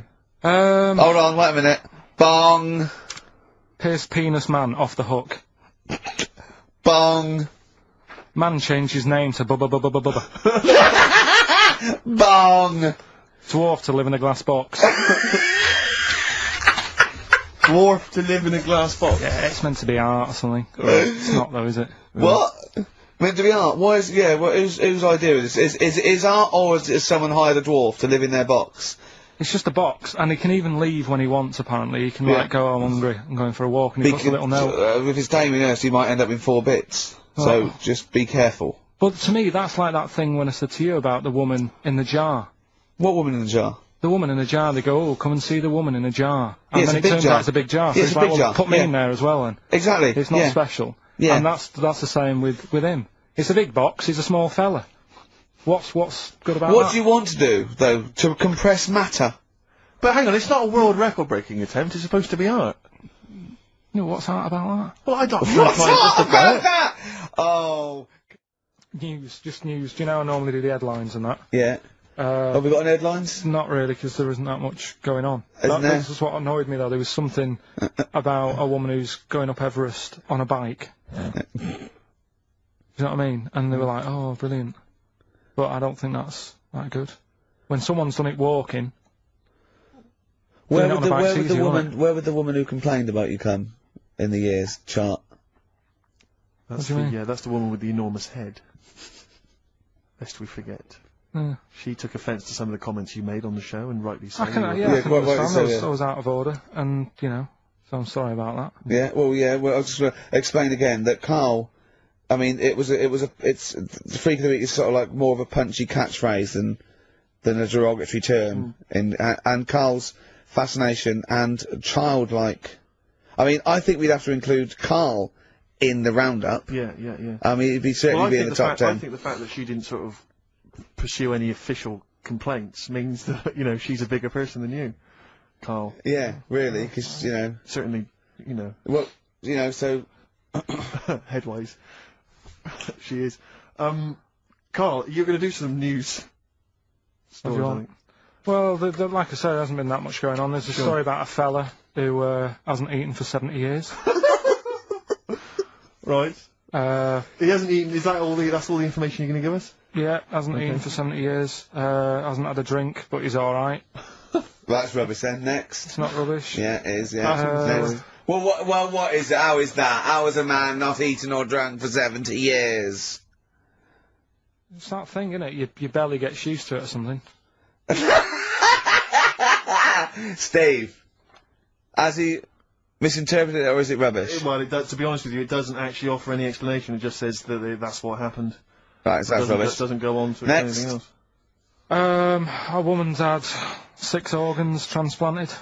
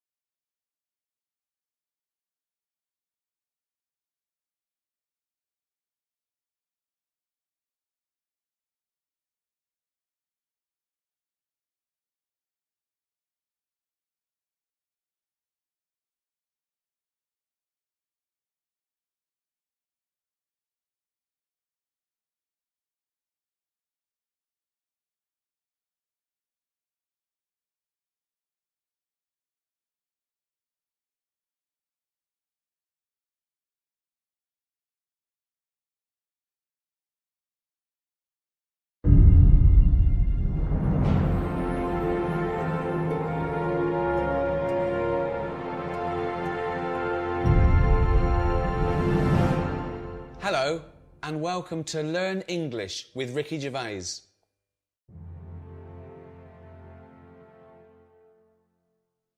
I'm Ricky Gervais. With me, Karl Pilkington. All right. I won't be speaking your language. I won't be translating what I say. I'll just be speaking English, okay? The translation will come up on the bottom of the screen.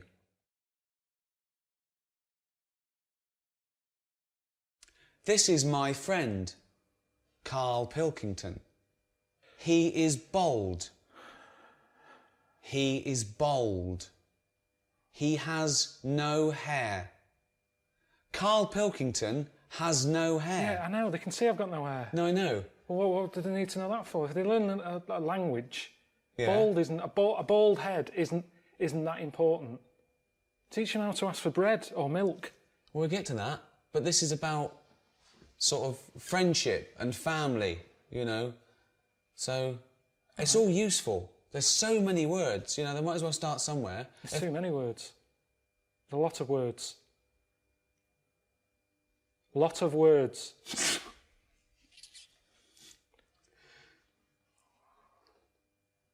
So you say it. Karl Pilkington is bold.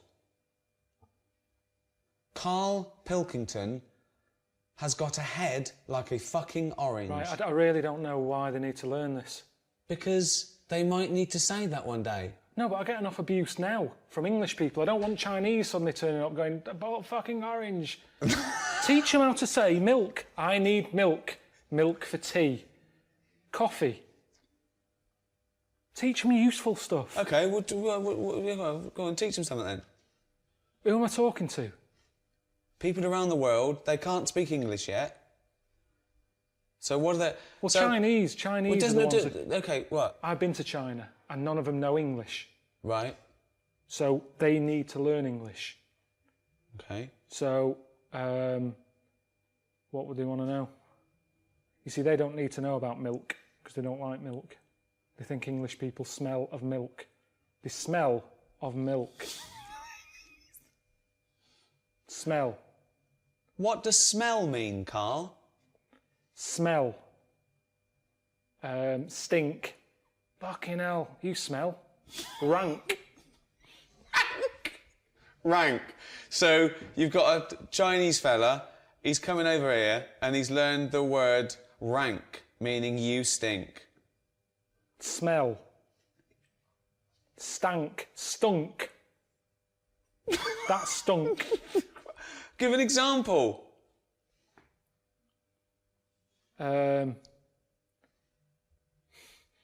You smell. You shit. Why are you teaching them? Because you told me, you said they want to know about smell. Yeah, right. But why are you teaching them without prepositions and proper grammar? Why are you teaching them to speak like this? Stink, you shit.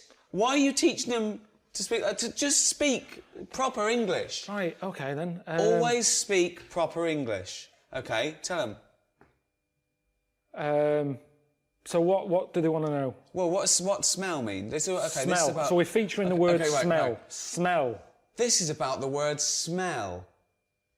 Right, when something smells, they know what it means. It's when something stinks. When it's no, off. It doesn't always mean that, because it's also a verb. All right, a nice smell. It's also a verb to smell. It's a verb. Smell is a verb. Yes, but what they've got to remember is if they go up to someone and go, you smell, it's not always positive. You wouldn't. You say you smell nice. Right. But if you say you smell, they'll get a smack in the face. Smack in the face. Smack in the face. Karl, what's a smack in the face? When someone thumps you. Thump. The worst English lesson ever. Right. Okay. Okay. What would they want to let you see? That's why we've got to focus on... Are we focusing on Chinese? No. Well, we should, because different people want different things. Right. So what would Chinese want? They come to England. Right. What do they want? Why are you talking to me like I can't understand Because English I'm now? trying to think what to be clear to them. Okay. So I'm dropping out... So forget where they come from, wherever they come from in the world, they all want the same things. No, okay? but words don't mean the same thing. At certain places, there's people where it stinks in the world. They wouldn't come to England and need to say it smells because they're from a smellier place. No, they're not. Yes, they are. Milk. Let's do milk. Okay, let's do milk for anyone who isn't English. Okay, okay. We will act out a scenario now where you might need milk. Okay. Hello, Carl. All right. Would you like a cup of tea? Yeah. Yes, please. Yes, please. Strong. What tea bags have you got? That is a question I ask because it all depends on the amount of milk. Do you have Thai foo? That means more milk. Thai foo does not mean more milk. No, it's a very strong tea bag. Right. Twinings, little bit. They don't need to know the details. This isn't a travel guide. This is English for people who can't speak English. Start again. Okay. Hello, Carl. Oh, yeah. Would you like a cup of tea? Yeah, I'd love one. I'm gasping. How do you like it? Strong, no sugar. Tea bag, okay? What? Yeah, tea bag, yeah.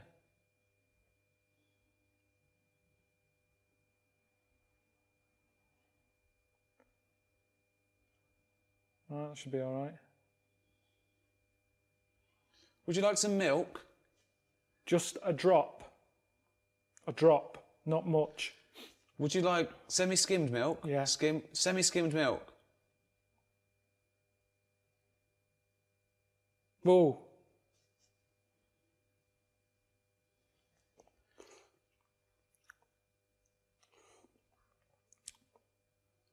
It's all right, that. Carl is enjoying his tea. He had it strong with a drop of milk. So that's the basics. In England, we like to drink tea. We drink tea. We also drink coffee. We also drink beer. Let's go shopping. So I'll just come into a shop, okay? Dring. Afternoon. Hello. Oh, yeah. I want a fish. What sort of fish do you want? We've got loads. What sort of fish are there? Loads. I haven't got time, to be honest. You've come in at a busy time. And have a look and come back to me. I don't know what type of fish is this? That's a kipper. Okay. A kipper. What's a kipper? Chinese and Japanese know fish really well. Okay. They don't need Stop thinking we're just talking to Chinese and I don't know where the Japanese came. It was just Chinese people. This is for anyone who wants to learn English. Anywhere around the world. There might be Spanish. There might be French. There might be German. Okay? Why do you only care about the Chinese learning about this?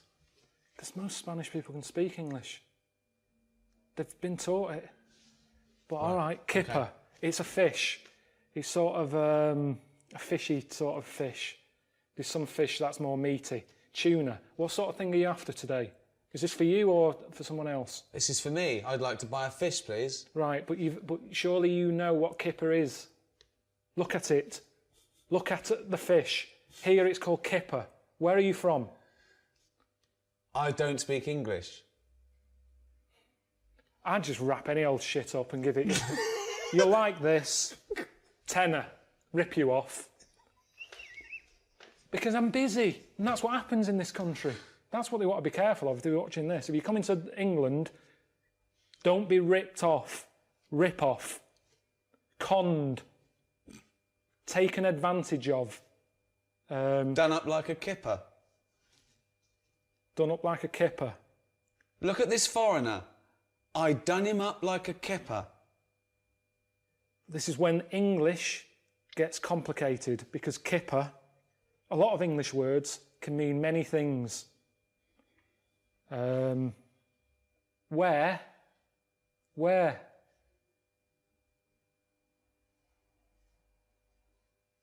Same word, different thing. Wearing. Where have you been? I'm wearing a jumper. Where have you been? Where? Brilliant. One word, two meanings. at the spa. Hello. I'd like to book an appointment for a treatment. Okay. When are you thinking? We're busy all today. Tomorrow? Can we just do it today? Can it just be available now? Can't we just do it that it's available now? There's nothing... Well, all right, I can fit you in. Someone hasn't turned up yet, so we can get you in sort of in 10 minutes. Okay. Right. Okay. What would you like? I would like a back, crack and sack waxing, please. I would like my back waxed, my crack waxed and my sack waxed. Right. Do you do the treatments yourself? No. I'd like you to. Well, I can't. Why not? Because I have to be on reception, taking calls. Well, okay. You can't request who's doing your sack, your crack or your back. There's a woman in the back who does your crack. Well, It's fucking insane. Right, that's enough. No, I don't know what we're doing. fuck off. I don't know who's going to learn anything from this. Wait. Okay. Okay. Well, ask me some questions about... Okay. Well, I don't have to ask you any questions. I said you can be going in 10 minutes. Okay. I'm not doing it. I'm a work kid. I'm not paid or qualified to be sorting your arse out. Wait, okay. Actually, thinking about it, the hair on my crack hasn't grown back, nor has the hair on my back. But my sack is very hairy. Wait, my sack is very hairy. I don't need my back waxed or my crack waxed, but I need my sack waxed. Right. Now, I'm surprised you haven't done it yourself, because it's the back and the crack that's the difficult bit. The sack you can do yourself. Oh. To be honest, it should all be growing at the same time. No. So there's something wrong with you. No. You've got a hairy bollock. When your back is lovely and bald. Right. You don't need it doing... Bald. Fuck's sake. My back is bald. Yeah. My crack is bald. My sack needs waxing. Right. It's quite an emergency. My balls are very hairy. Can I have them waxed, please? Yes. How much just for the balls? £15 for £15 two, for the both. For two. Okay, Yes. that's good. So £7.50 each. It's £7.50. Yeah, but we don't split it. That's the price. Yes. You can't have one done. No, It's I have £15. I have two balls. How many balls do you have, Carl? Two. Carl has 2 balls. Are your balls hairy? Average. Okay. Which is strange because Carl's balls are hairy, but he is bald on his head. His head looks like a ball. His head looks like a bald testicle. Carl has a head like a bald testicle, but his testicles aren't bald. Okay. How long will it take to wax my balls? 10 minutes. 10 minutes. Okay. So it's £15 and 10 minutes. Can you do it? Can you do it now, please? No, I won't be doing it. You'll Why? be meeting Leslie in the back room. I don't really. I'm a little bit shy. I know you. Could you? You don't know me. You've just turned up. Could you wax my balls? No, I'm not waxing your balls. Bollocks. Scrotum. What else is there? Testi. If you're having one done. Bollocks. Sack. What else is there? Okay, Right, we've done done. that waxing. Okay. At the doctor's. Hello, doctor. Hello. I have a pain. Okay, whereabouts is the pain? My anus. Of course it is.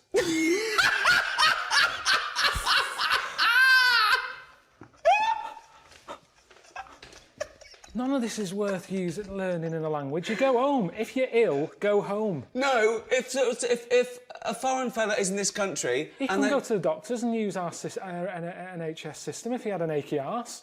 He'd get on the first flight home. why aren't you going travelling? You're here as a tourist. Yes. Yeah? Right, well, see London. Instead of worrying about your airy bollocks, see the London Eye. The London Eye. Tower of London. These are things that are going to be useful to them. Okay. Tower of London. London Eye. Buckingham Palace. The Queen. I've never been on holiday and had to have my anus seen to. I haven't had to have it seen to whilst I'm here, at home. Give them useful words. Fromage. Why are you teaching them a French word if we're teaching them English? I'm just saying useful phrases. Right. I've got a headache. Okay. What would you do? Okay. What scenario would you do to teach them? Who are Carl you? will now teach you a useful scenario. Yeah, who are you? Anyone you want me to be. What do you want to do? The bins haven't been emptied. Who? Okay. Who are you? You're making this scenario up. This so, is your. So who are you then? The council? It's up to you. Right, you're my neighbour. Okay. Why do you keep putting bins out? The bin men doesn't come till Thursday. You keep putting bins out. I'm sorry, Carl. I'm very sorry. I've had a bit of trouble. I woke up this morning and it's the worst it's ever been. I've got distended. I've got a prolapse rectum and I've distended. My testicles are very, very low because I'm old. I'm lactating. Yeah, all right. Listen, can you just put the bins out on a Thursday? I can't put the... My balls are so low because I'm an old man. But can you put the bins out on a Thursday? The bin men doesn't come till a Thursday. It's Tuesday. You're putting bins out too early. There's foxes getting at them. There's shit all over the place. There's dirty underpants you keep putting in the bin. I've told you, it attracts foxes. Stop putting the fucking bins out two fucking days early when they've got to sit there and it attracts shit. I'm trying to sell me flat. There's dirty, shitty undies all over the fucking pavement. This has happened to you, hasn't it? Yeah, it has, yeah. Did it really? Yeah, it has. What did you do? They don't give a shit. They don't give a shit.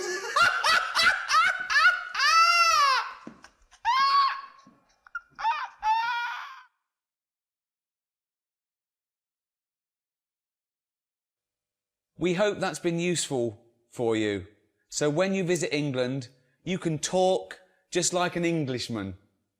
Thank you for learning English with Ricky Gervais and Karl Pilkington. So, yeah. See ya.